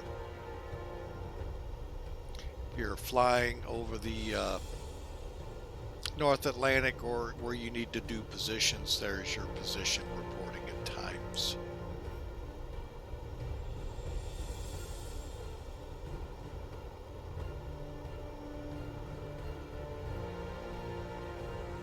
All right. Okay, once we hit Jackball at 6,230 knots, let's switch over to it. All right, we'll be on our arrival for 19 left for Tampa International. Our frequencies are across the top. Now we'll be setting the localizer 110.3 and a heading of 187 on a separate radio. POMC is our initial or our final fix. That's 2,000 feet, and we are on the glide path at that point. So if we're not, we may have to go around. ILS, okay. Decision, height, and altitude here. The bold numbers are MSL, meaning mean sea level, above sea level. Some places call it AS, S as in Sierra, Lima, above sea level. Makes it a little easier to understand. The parentheses is above ground level. So what's the difference in the cockpit? ASL is your altimeter setting. So we are 32,000 feet above sea level. Above ground level is your radar altimeter. And I'm trying, I know we got, oh, I'm sorry, that's your decision height you set here. Here, let me switch kind of views here.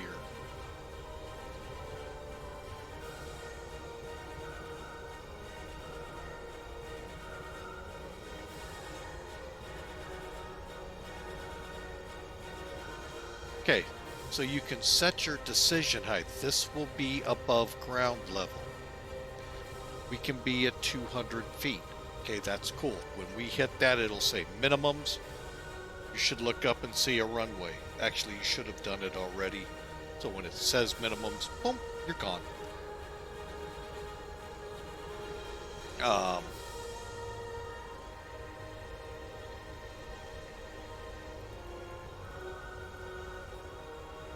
But this is AGL, above ground level.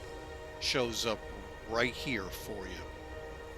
And then your actual above ground, I believe, is right here, but it could be over here.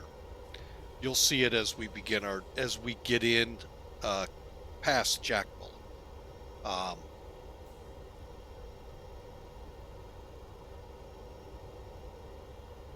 Then our airport and touchdown zones, same level.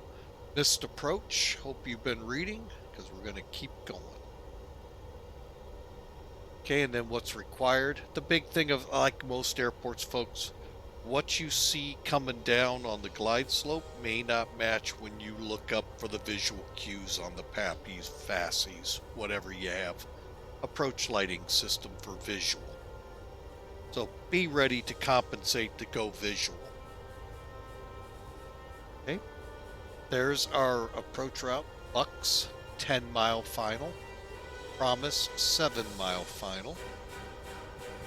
Bucks at or above 3,000, but we are level at, well, we're at 2,000 feet coming down the glide slope. Okay, now the nice thing here is we get a time from POMC to the missed approach point. For us today, our approach speed, I'm just going to get one real quick here, then we'll go over it later. Hopefully, I'll remember.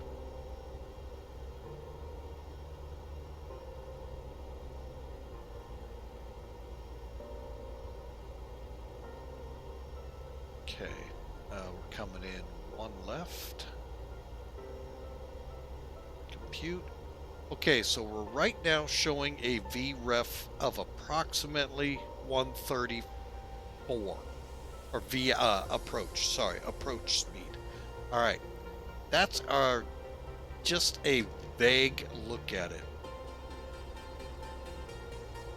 So we are going to be right on this line here. So it's either going to be 3 minutes or 2:34, or we kind of split it in the middle, 2:45. Okay, and that's what we'll time it at when we get the POMC. 2 minutes, 45 seconds. We should be at this point to go miss.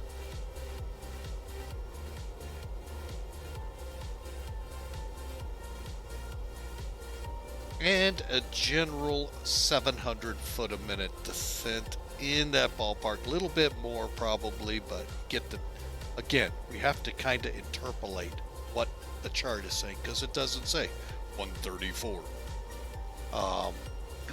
ALSIF 2, so we got a full lighting array, PAPIs on the left. And again, our minimums are 226 AS or MSL. Again, think of it as above sea level, 200 foot AGL. RVR of 18, or if the METARs say a half mile or greater, you're good to come in here. Now let me go over our last flight real quick with you. We took a 727 out of Sydney out to Norfolk Island in the Pacific. It's about a 2.5-ish hour run. No, about 2 hours. It doesn't matter. Problem was, one of the real world rules, again, let me re-stress that, real world, not flight sim. Flight sim, we get to make up our rules. Some of us don't. Some of us try to fly it just like we would if we were in the real thing. I try. In this case, I thought, what the heck, let's give it a shot. Yeah, let's give it a shot, all right. We did, right into a mountain. Proving why the rules are the way the rules are.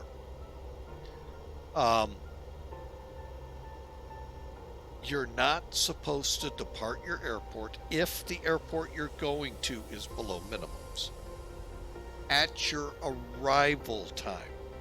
So you're going to have to use those what's called terminal airport forecasts.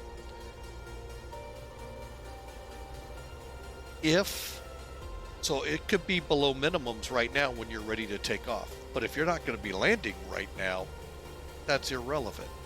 It's when you're going to get there. So like, hypothetically, you take off from Frankfurt and the weather shows below minimums. Well, you're perfectly fine to take off. However, if in those forecasts at your forecasted window of arrival time, which there's usually a graduated scale there, says you're below minimums, you sit in Frankfurt till that forecasted arrival time is above. And that's why some flights get canceled, because that's an 8-10 hour flight if you're coming to the States, wherever you're going. So in our case, we were below minimums at our takeoff time, and when we were projected to be, there was no time it'd be above minimums.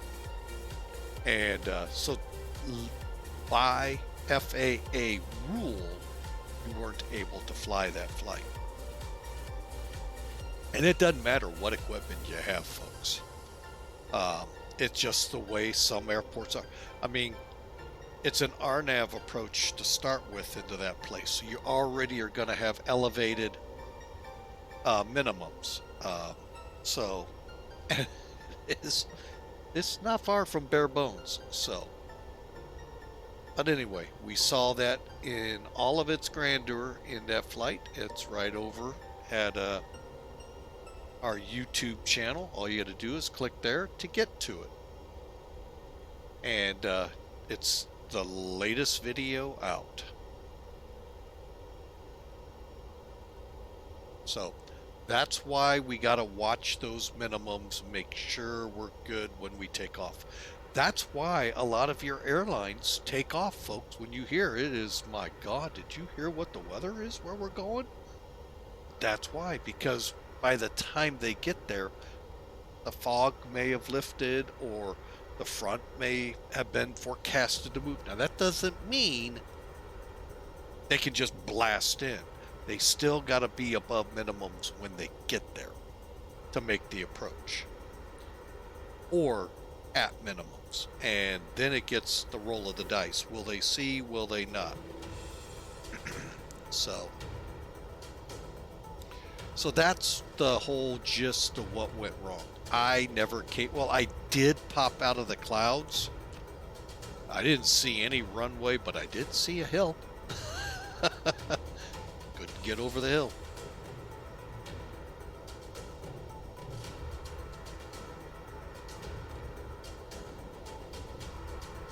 So that's why, folks. You love me. You really love me. Hawker 125, welcome in. Thanks for the resubscribe for another month. 22 of those you've been here. Thank you, sir, so much. Hope the day out at the corn patch isn't too stressful.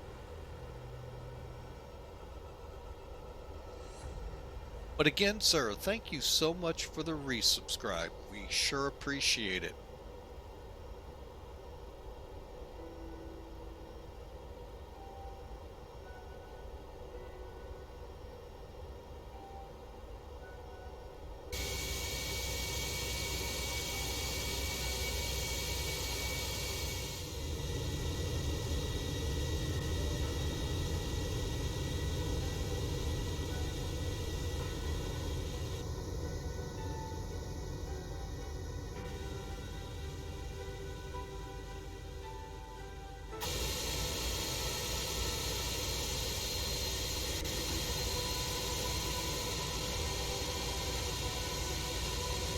Give you all a nice slow flyby.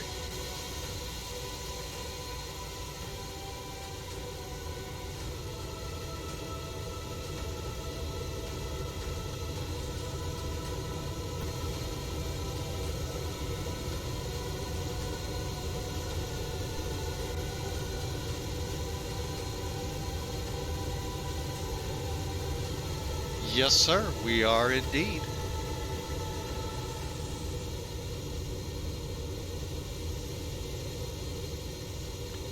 And we're getting close to entering the arrival for Tampa.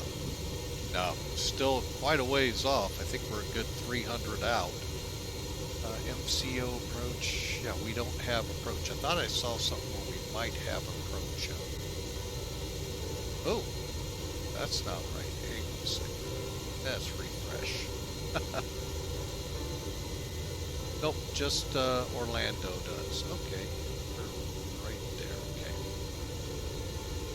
Okay. Okay, well, we're working our way down.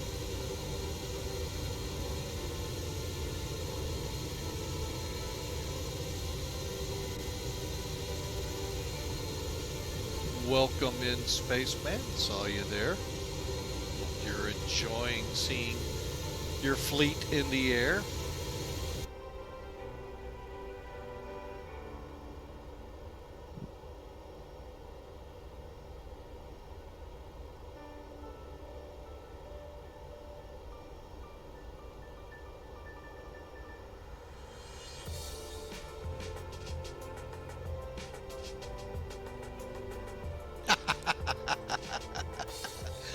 Well, you know,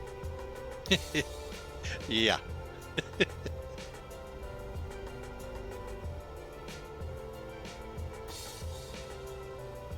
Back to the grind. Sorry to hear that there, Hawk. But look on the bright side, it is Friday night.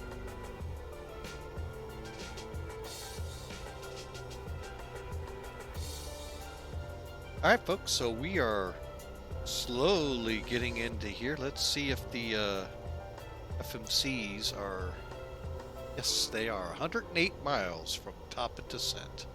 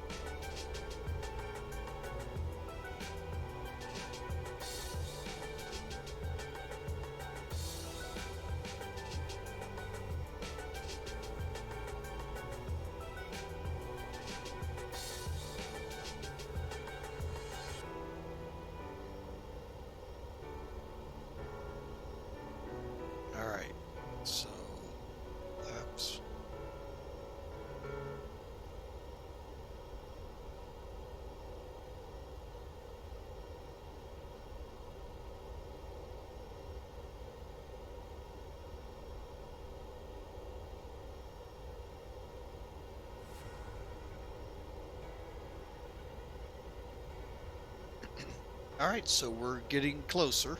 100 miles to go to top of descent, so we'll start working the descent checklists here in a minute.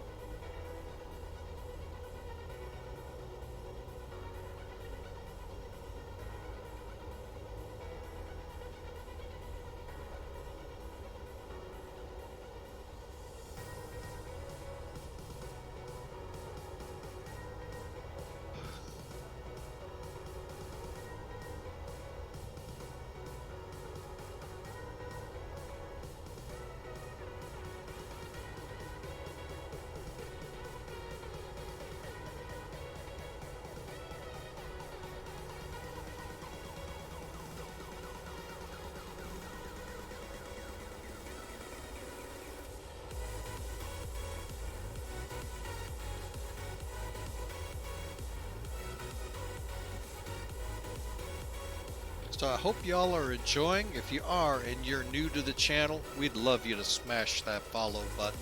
That way you'll get to see, get a live message sent to you via email letting you know, hey, Flying with Mike's airborne, or going to be. Also, if you are watching this from our YouTube replay of this. Smash that subscribe button, folks, and hit that reminder so that way when we post a new video from a live stream, you'll be able to watch it. And why not think about joining us on one of our live streams? Head over to our Discord channel. There you will find, can chat with us offline, or sometimes I do open it up in the streams and get to know us better, as well as see the flight schedule for the week. So, and then join us on a live stream, and we'd love to have you aboard so you can see what it's like live. And I mean, you're seeing what it's like live, except a couple days later. So some references could be, huh? What are you talking about? So try to minimize that as much as possible when you're live with us. But I know we all have discombobulated schedules and can't all come in at the same time to watch a live broadcast. So, but anyway, we are on our way. We are about to start setting up for the descent. About another 30 miles or so, and then we'll start doing the checklists.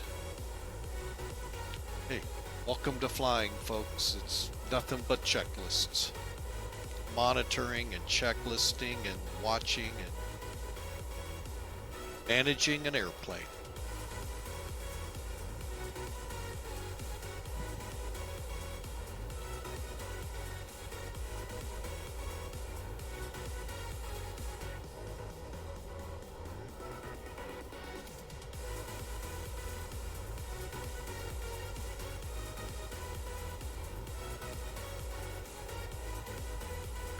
All right, top of descent is starting to show up on the captain's side here.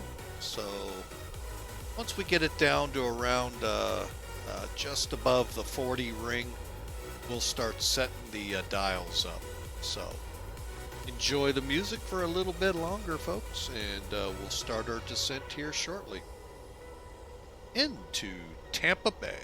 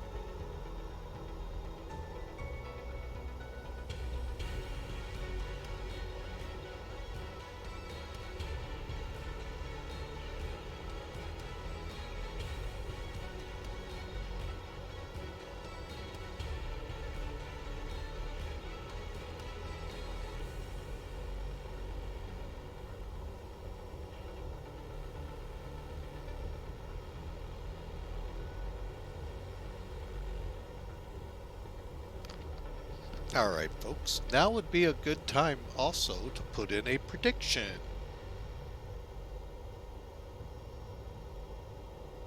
See if I can match that. All right, let's take a look. We should be pretty close to top of descent. All right, let's get back to the middle here. It's a lot easier to work with. Set 6,000.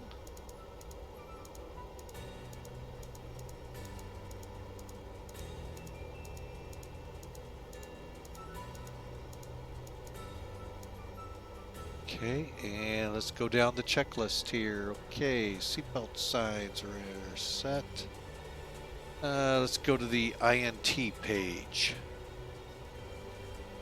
Okay, we're calling 131, 135. Sounds good to me.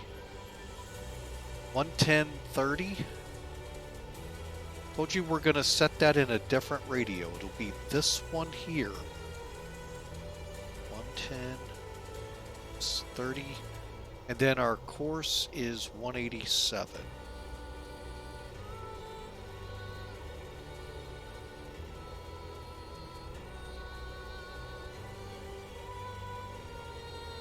All right, now for those who missed the beginning of the stream, I want to recover this real quick.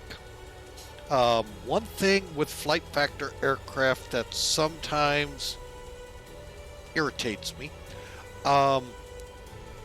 is you're not able to talk on VATSIM. When you run into that, first look up here. On your X pilot, you should see TX, RX. See how they're different than these two here? If they look like these down here, you're not going to get a message out. So, what I had to do is pull the volumes out so that they were white. Now, you can't really see them because of the sun. It's one thing I don't like about some of these, but I guess in the real world that could be. Also, make sure this one's turned on. And then you should get it to look just like this up here, which I don't think my mouse is showing. Anyway, up here by COM 120, you see how the transmission receive.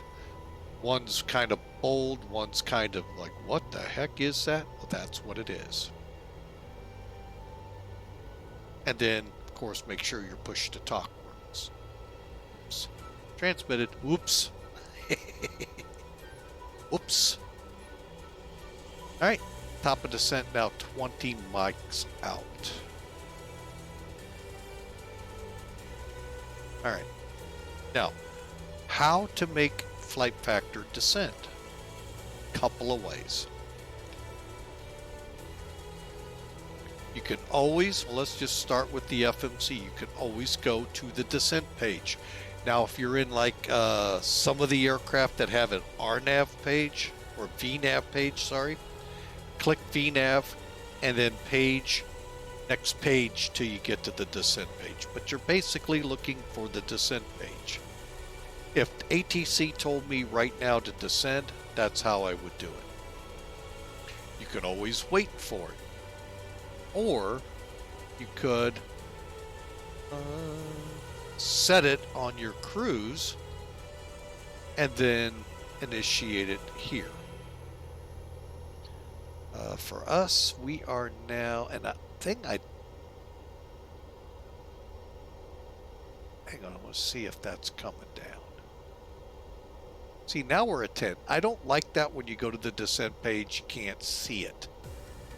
So we're going to go ahead and initiate descent.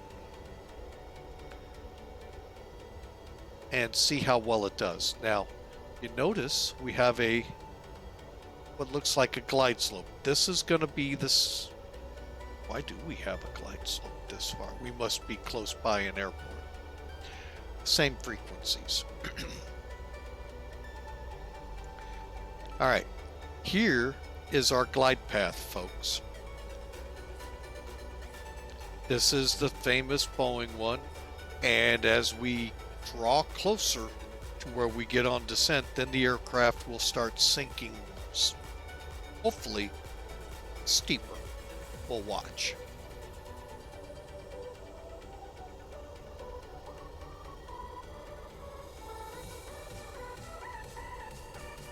Alright, but I hope you enjoy. And again, smash that follow button if you're new to the channel. Love to have you aboard on our next one. And I do mean sometimes, folks, we do surprise you with the stream. That's not scheduled. That's how one way you'd find out, through an email. So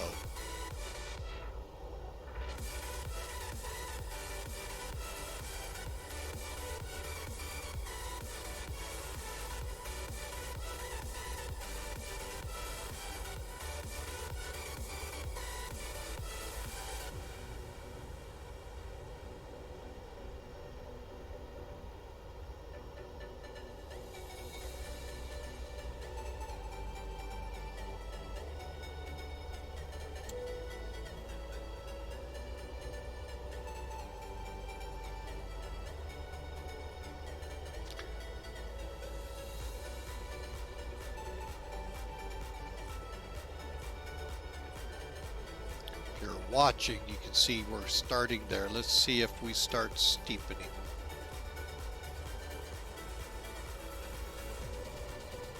See how we're starting to nose down. Albeit we're still kind of shallow. We're at about 15 now. We're starting. Oh, now we're above it, so now it's going to race down a little bit.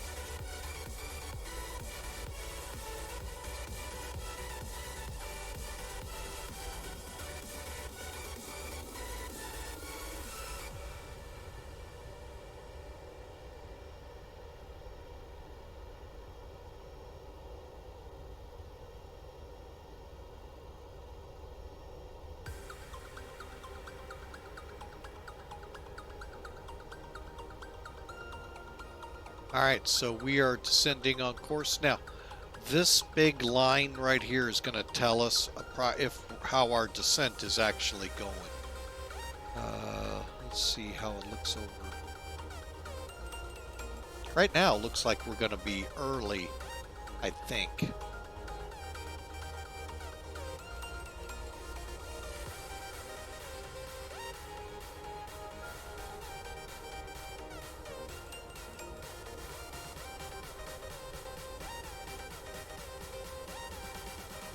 Yeah, looks like right now we may actually end up early over our 6,000 foot, which we may take over and handle. We'll see.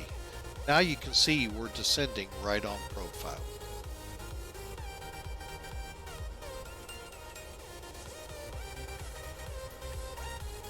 It looks like Olean is where we're gonna hit 6,000 feet. Now, mind you, we got to adjust for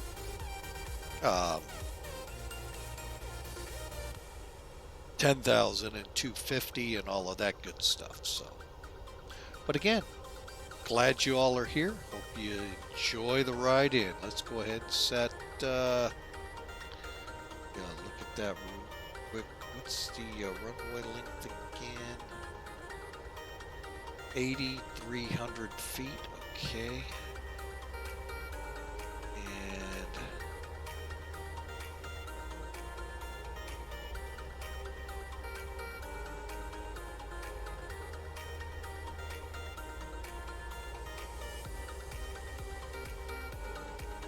I know I said we'd look at Top Cat again. Okay, for the descent, just click landing, update, and this is the most current weather. Flaps 30, packs on, anti-ice should be off for this approach, auto land, and we're going to go auto 3 on the brakes.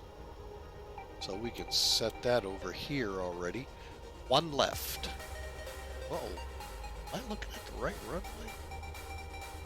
What runway? Wait.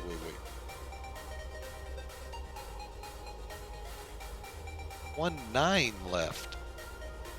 Don't be me. Okay, and then click compute. 134. VREF of 129. So about 135. We might bring it down at 140. And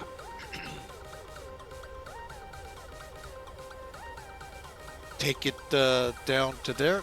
Landing distance is 6,622 feet. So we'll keep it set at 3.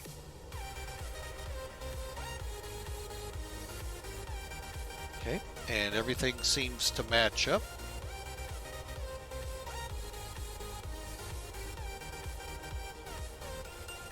And you can see I do have the brakes now set at 3. So we're ready for the approach. We're just going to kind of watch out the nose.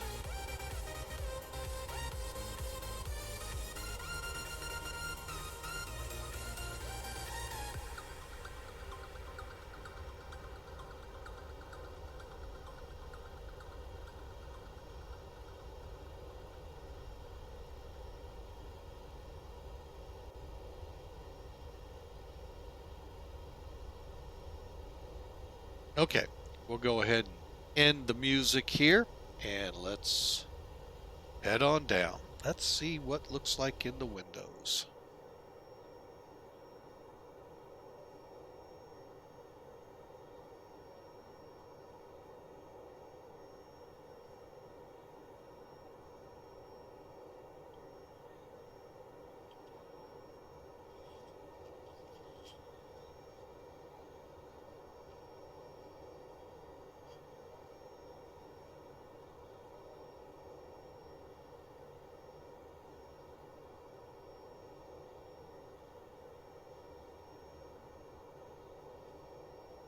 And I will say X-Plane 12 clouds look really good still. I haven't had an update in a while. They haven't released. I know they've done a couple betas, but I guess I don't have my executable set for betas. So, oh well, we're waiting for the next general release to come out and enjoy the benefits of it.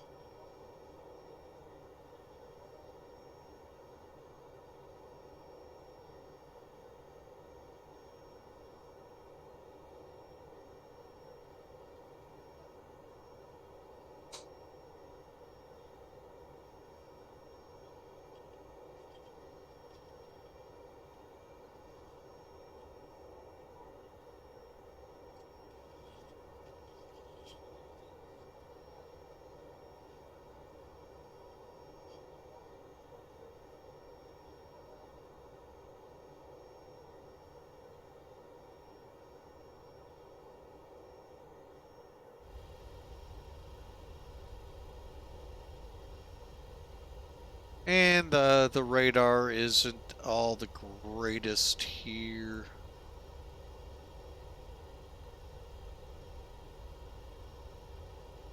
But that's okay.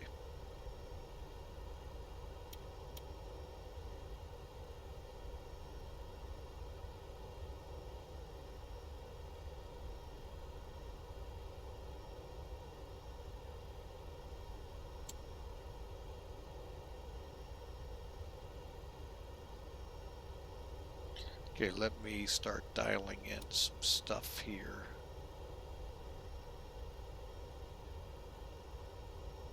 Okay, so you can see our turn here, and then once we cross, at this point, we'll go direct bucks.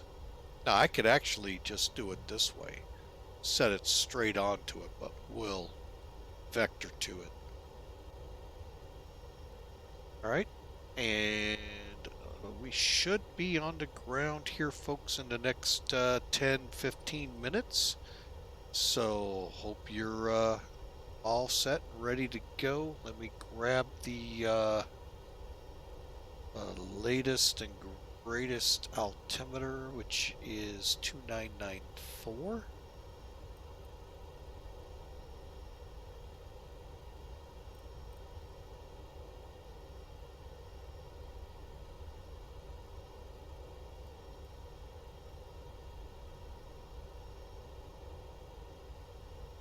Okay.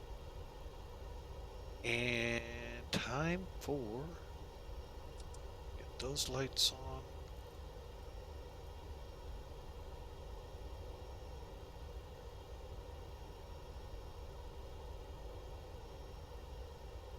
Okay, we are ready for the approach. We'll be slowing it down.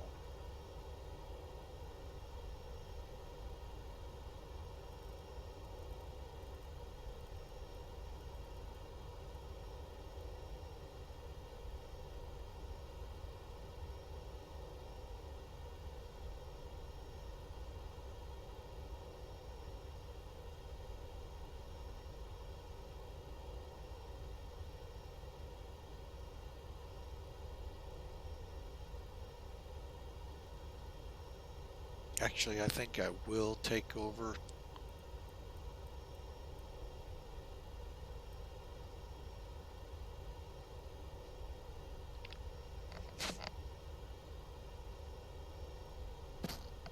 All right.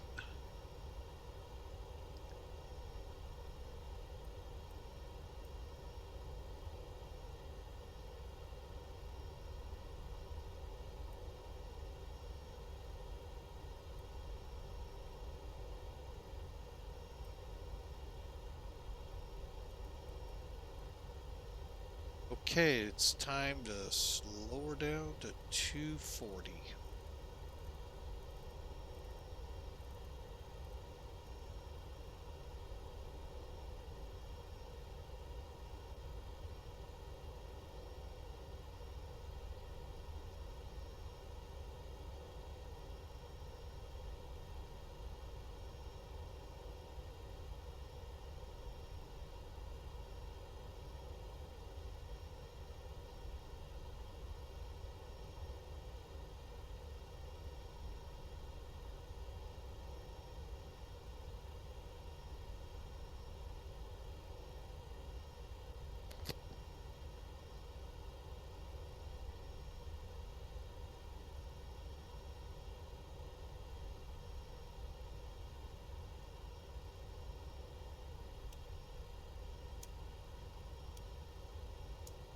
Attention all aircraft. Williston Municipal altimeter 2997.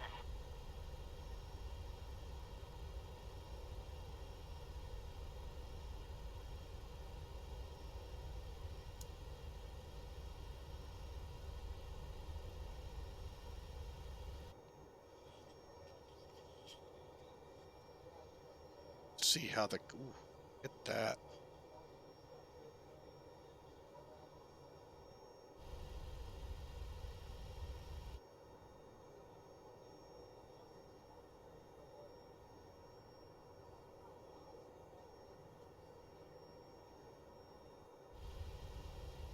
All right, we're starting to get into a little bit of weather here. Doesn't look too bad, anything I've looked at. Sure, it's all just plain old garden variety stuff.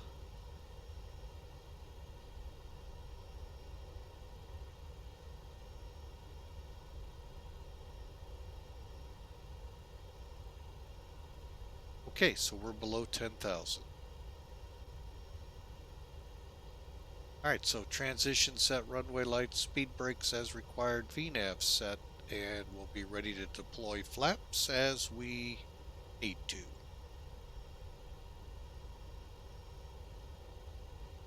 ILS frequency set, initial descent already in play, and good here.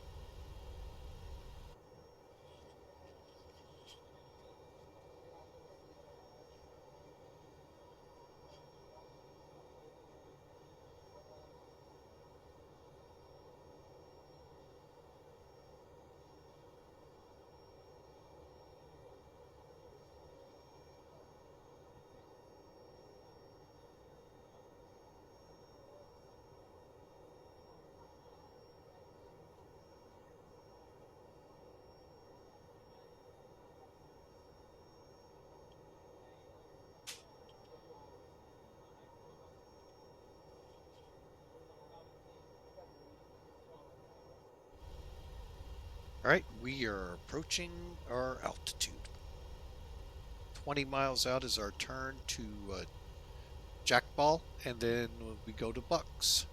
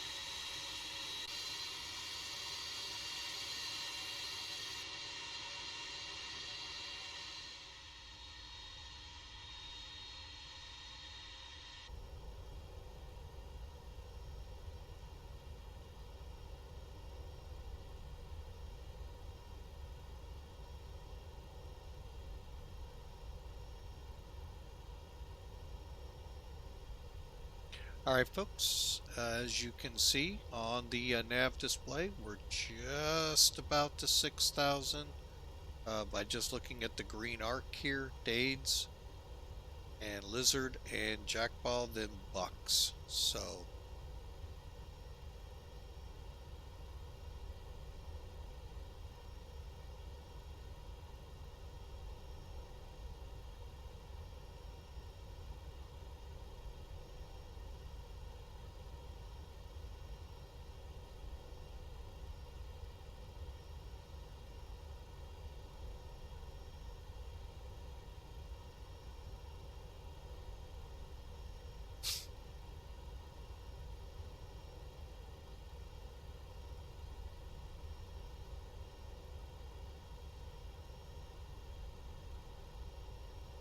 see what's out this window.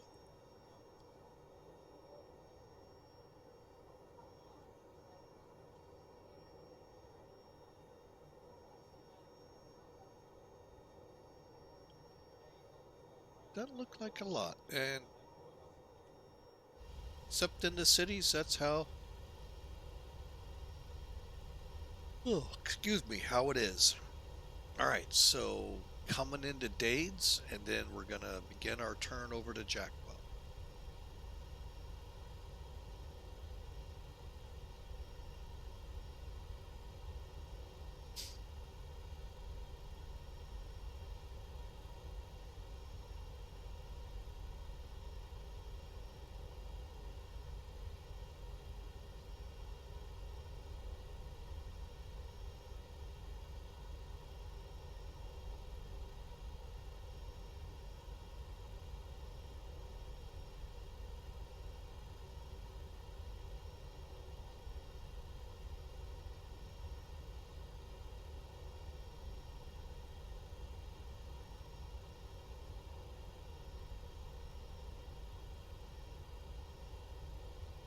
Okay, here comes the turn. Go ahead and set 230 for our max.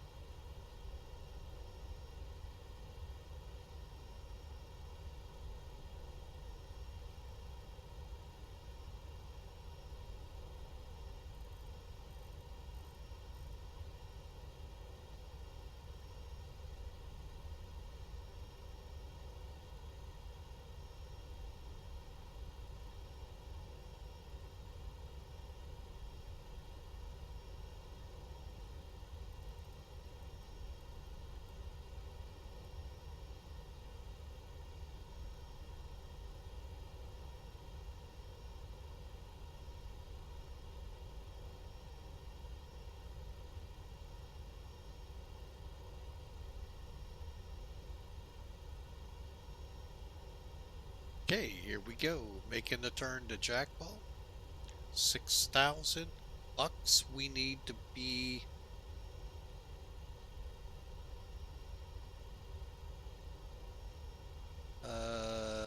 3,000-ish. So as soon as we cross Jackbuck, well, matter of fact, I'm going to go ahead.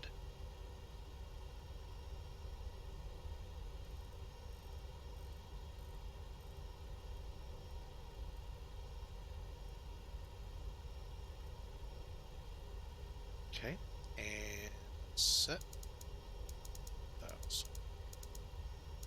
Tampa, you can call him ready to check. 555. Thank you.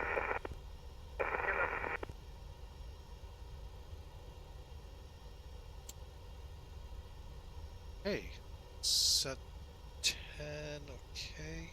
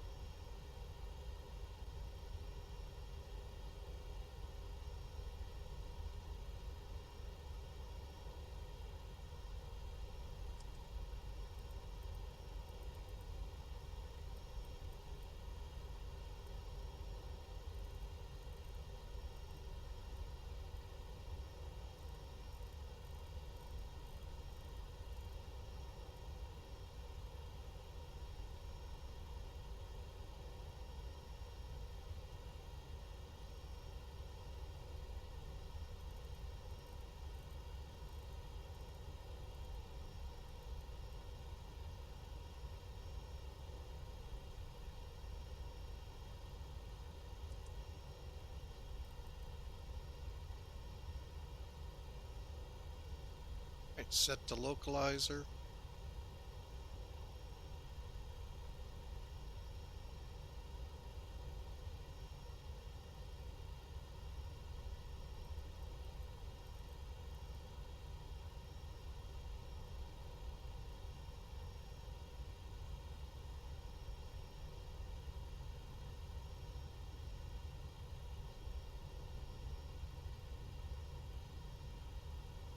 Tampa traffic spirit 2330, taxiing to 19 right via Golf 3 Charlie Alpha Victor Whiskey 8, Tampa.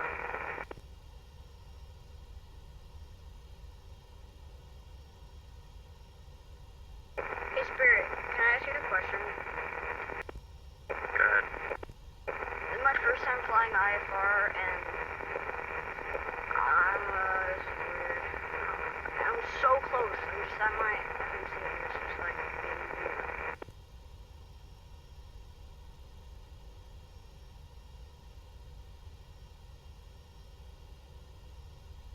Hey, we are on the localizer.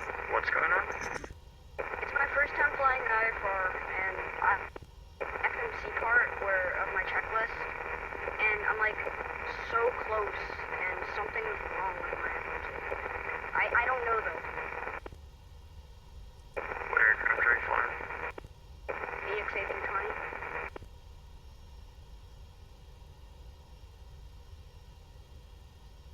Tampa traffic, TWA 108. We are over Bucks, inbound 19 left.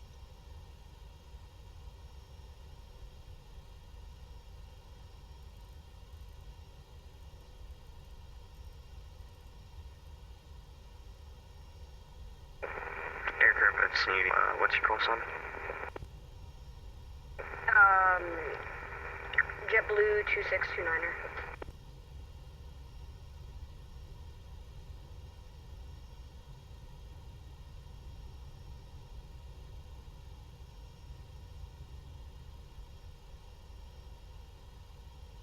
Okay, let's get some flaps out. Possibly seeing the runway.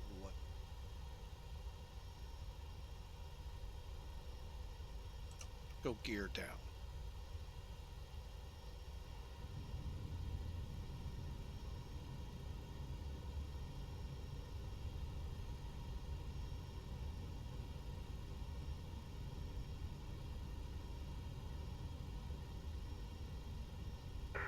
check VBAAMF messages.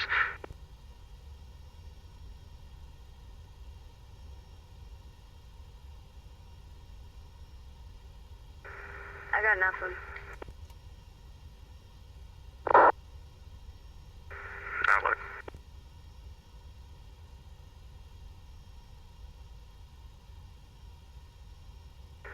Tampa traffic, Airbus 865 Charlie Delta's pushing back here on the Victor, taxiing to 01 left via Whiskey.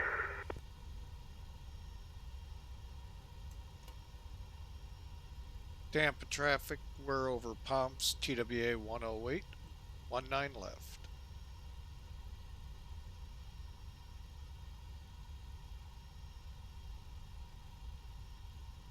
All right, folks, as you can tell, we are getting close. 15 on the flaps, 7 mile final. Let's go ahead. That radar is driving me nuts. I may have to kill it. All right. Now, you know what? I'm going to kill the autopilot on top of it.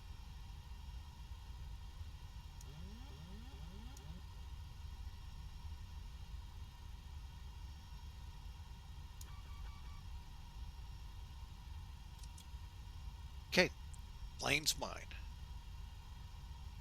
And one more notch of flaps. Let's get the spoilers armed.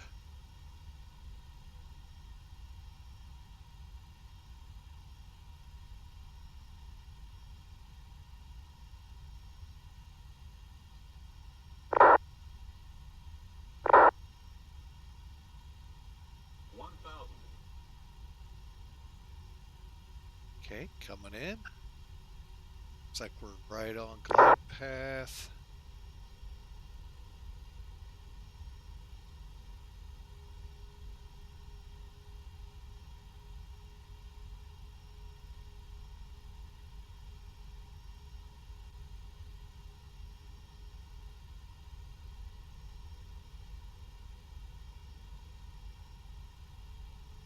Stable landing. Hey, this time I see a runway. 500.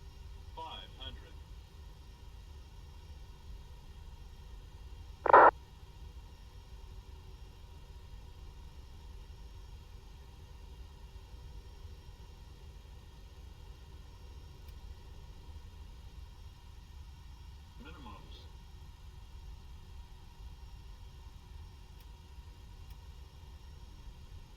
100. Gonna be a little long on this one. 50, 40, 30, 20, 10.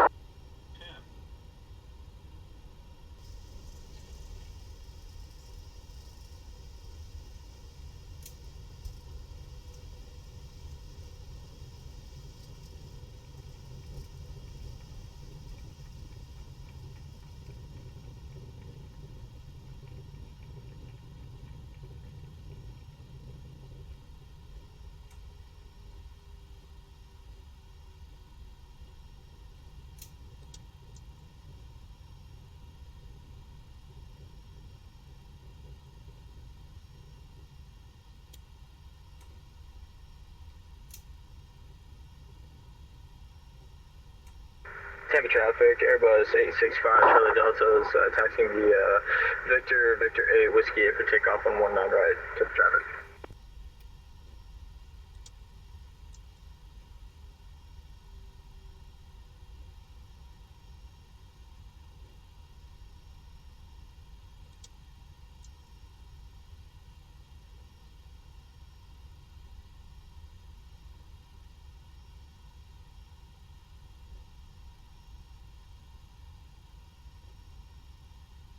Tampa traffic, TWA 108 heavy, off 19 left, taxi to the terminal.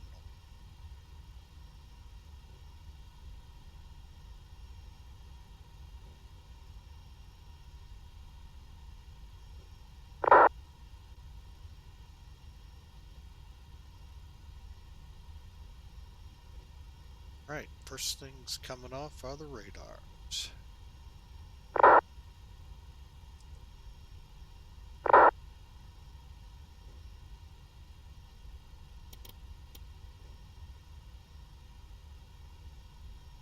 All right, now let's get the flaps up.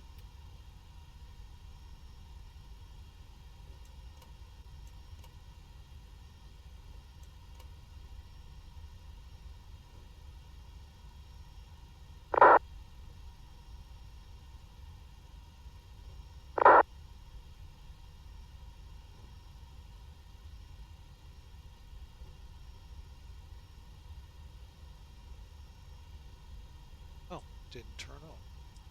Go. All right, let's hold here and see what we got. Crossing the runway. Tampa traffic Spirit 2330 holding on Gulf 7. Okay, if you say so.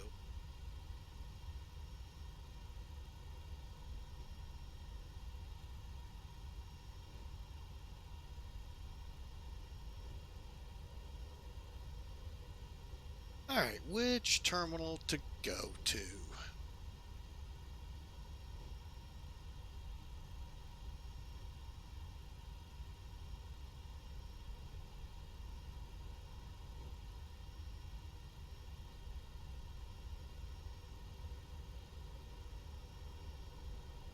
I guess we'll go right in. Get simple.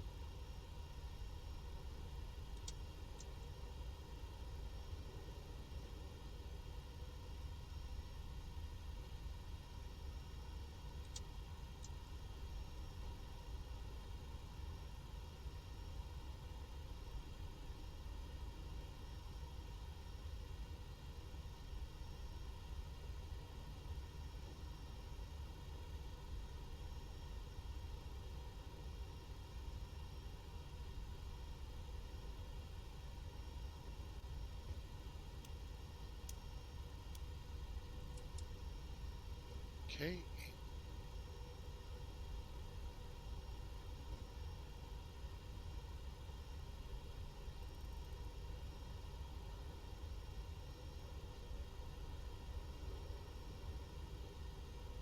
Guess we could get the EP.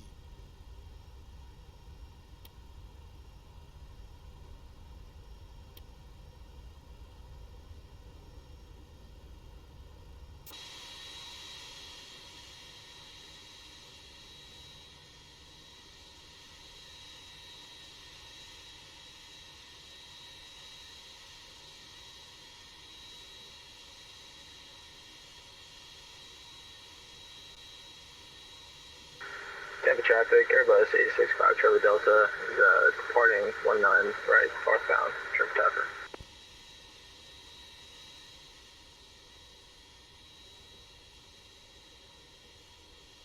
This looks like a good gate to head for right here.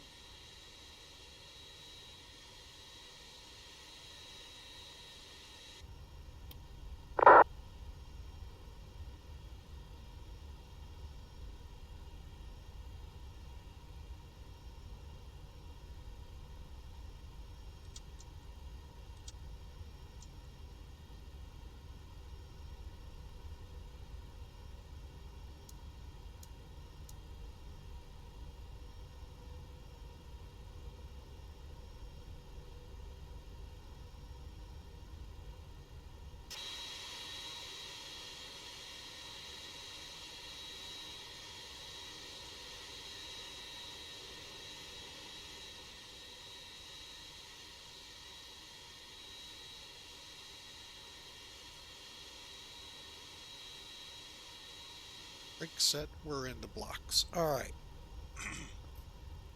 And I think the spool. Yep. Okay. All right, so we'll go up top here. Turn the gen on. That's good. Tampa traffic Southwest 28 or 2810 taking off 19er left, Tampa.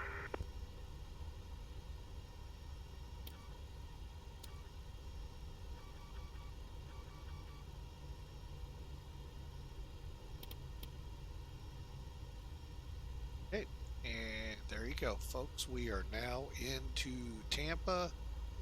We'll get the wing lights off and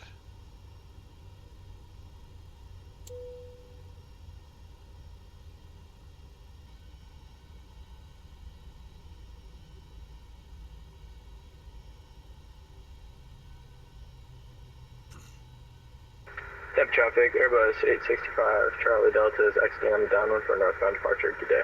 All right, folks, hope you enjoyed the flight.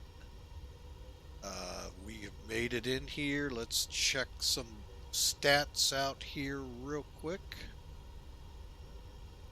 First one of importance. Let's file the flight plan.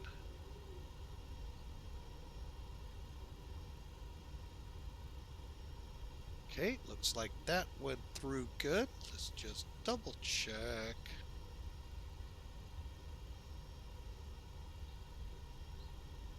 Nice, 259. Okay, so that's what Pan Am Virtual recorded us at. Okay. All right, let's take a look though at the metrics from Sim Toolkit, shall we?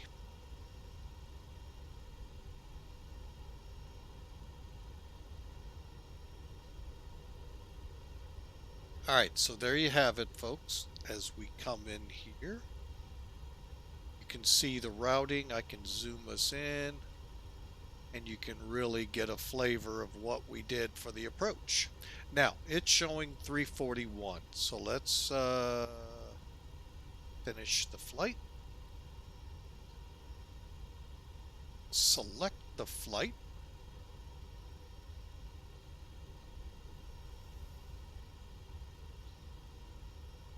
We were a little fast. We can see that already. All right, which we kind of knew coming in. I did keep my speed up. Actually, I had a hard time getting it to slow down. Let's be totally honest here.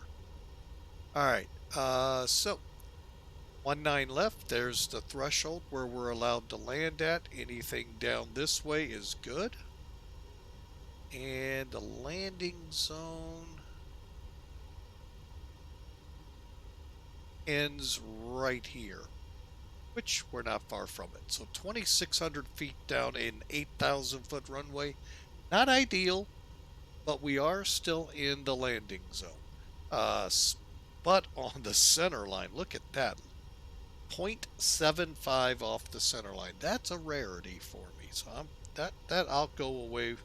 And our G-force, look at that over here. 1.1. They barely felt it, even though it's recording nearly 350 feet a minute hitting the runway. That's okay. We'll take it. So, really looks like a good landing. 2230, departing runway 19 right to the north, Tampa.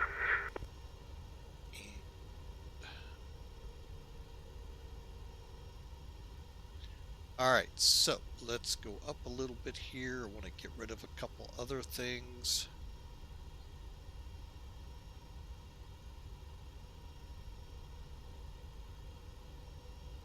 Okay, and then we're going to come off VATSIM. I didn't see anyone following us, so nobody to watch for the landings. Reason I came off VATSIM, because if you don't, folks, it's going to kick you off as soon as you try to do replays.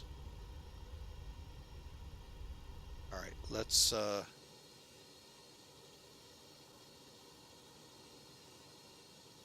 pull the jetway away, and let's see if it's going to let us go into reverse and replay the landings.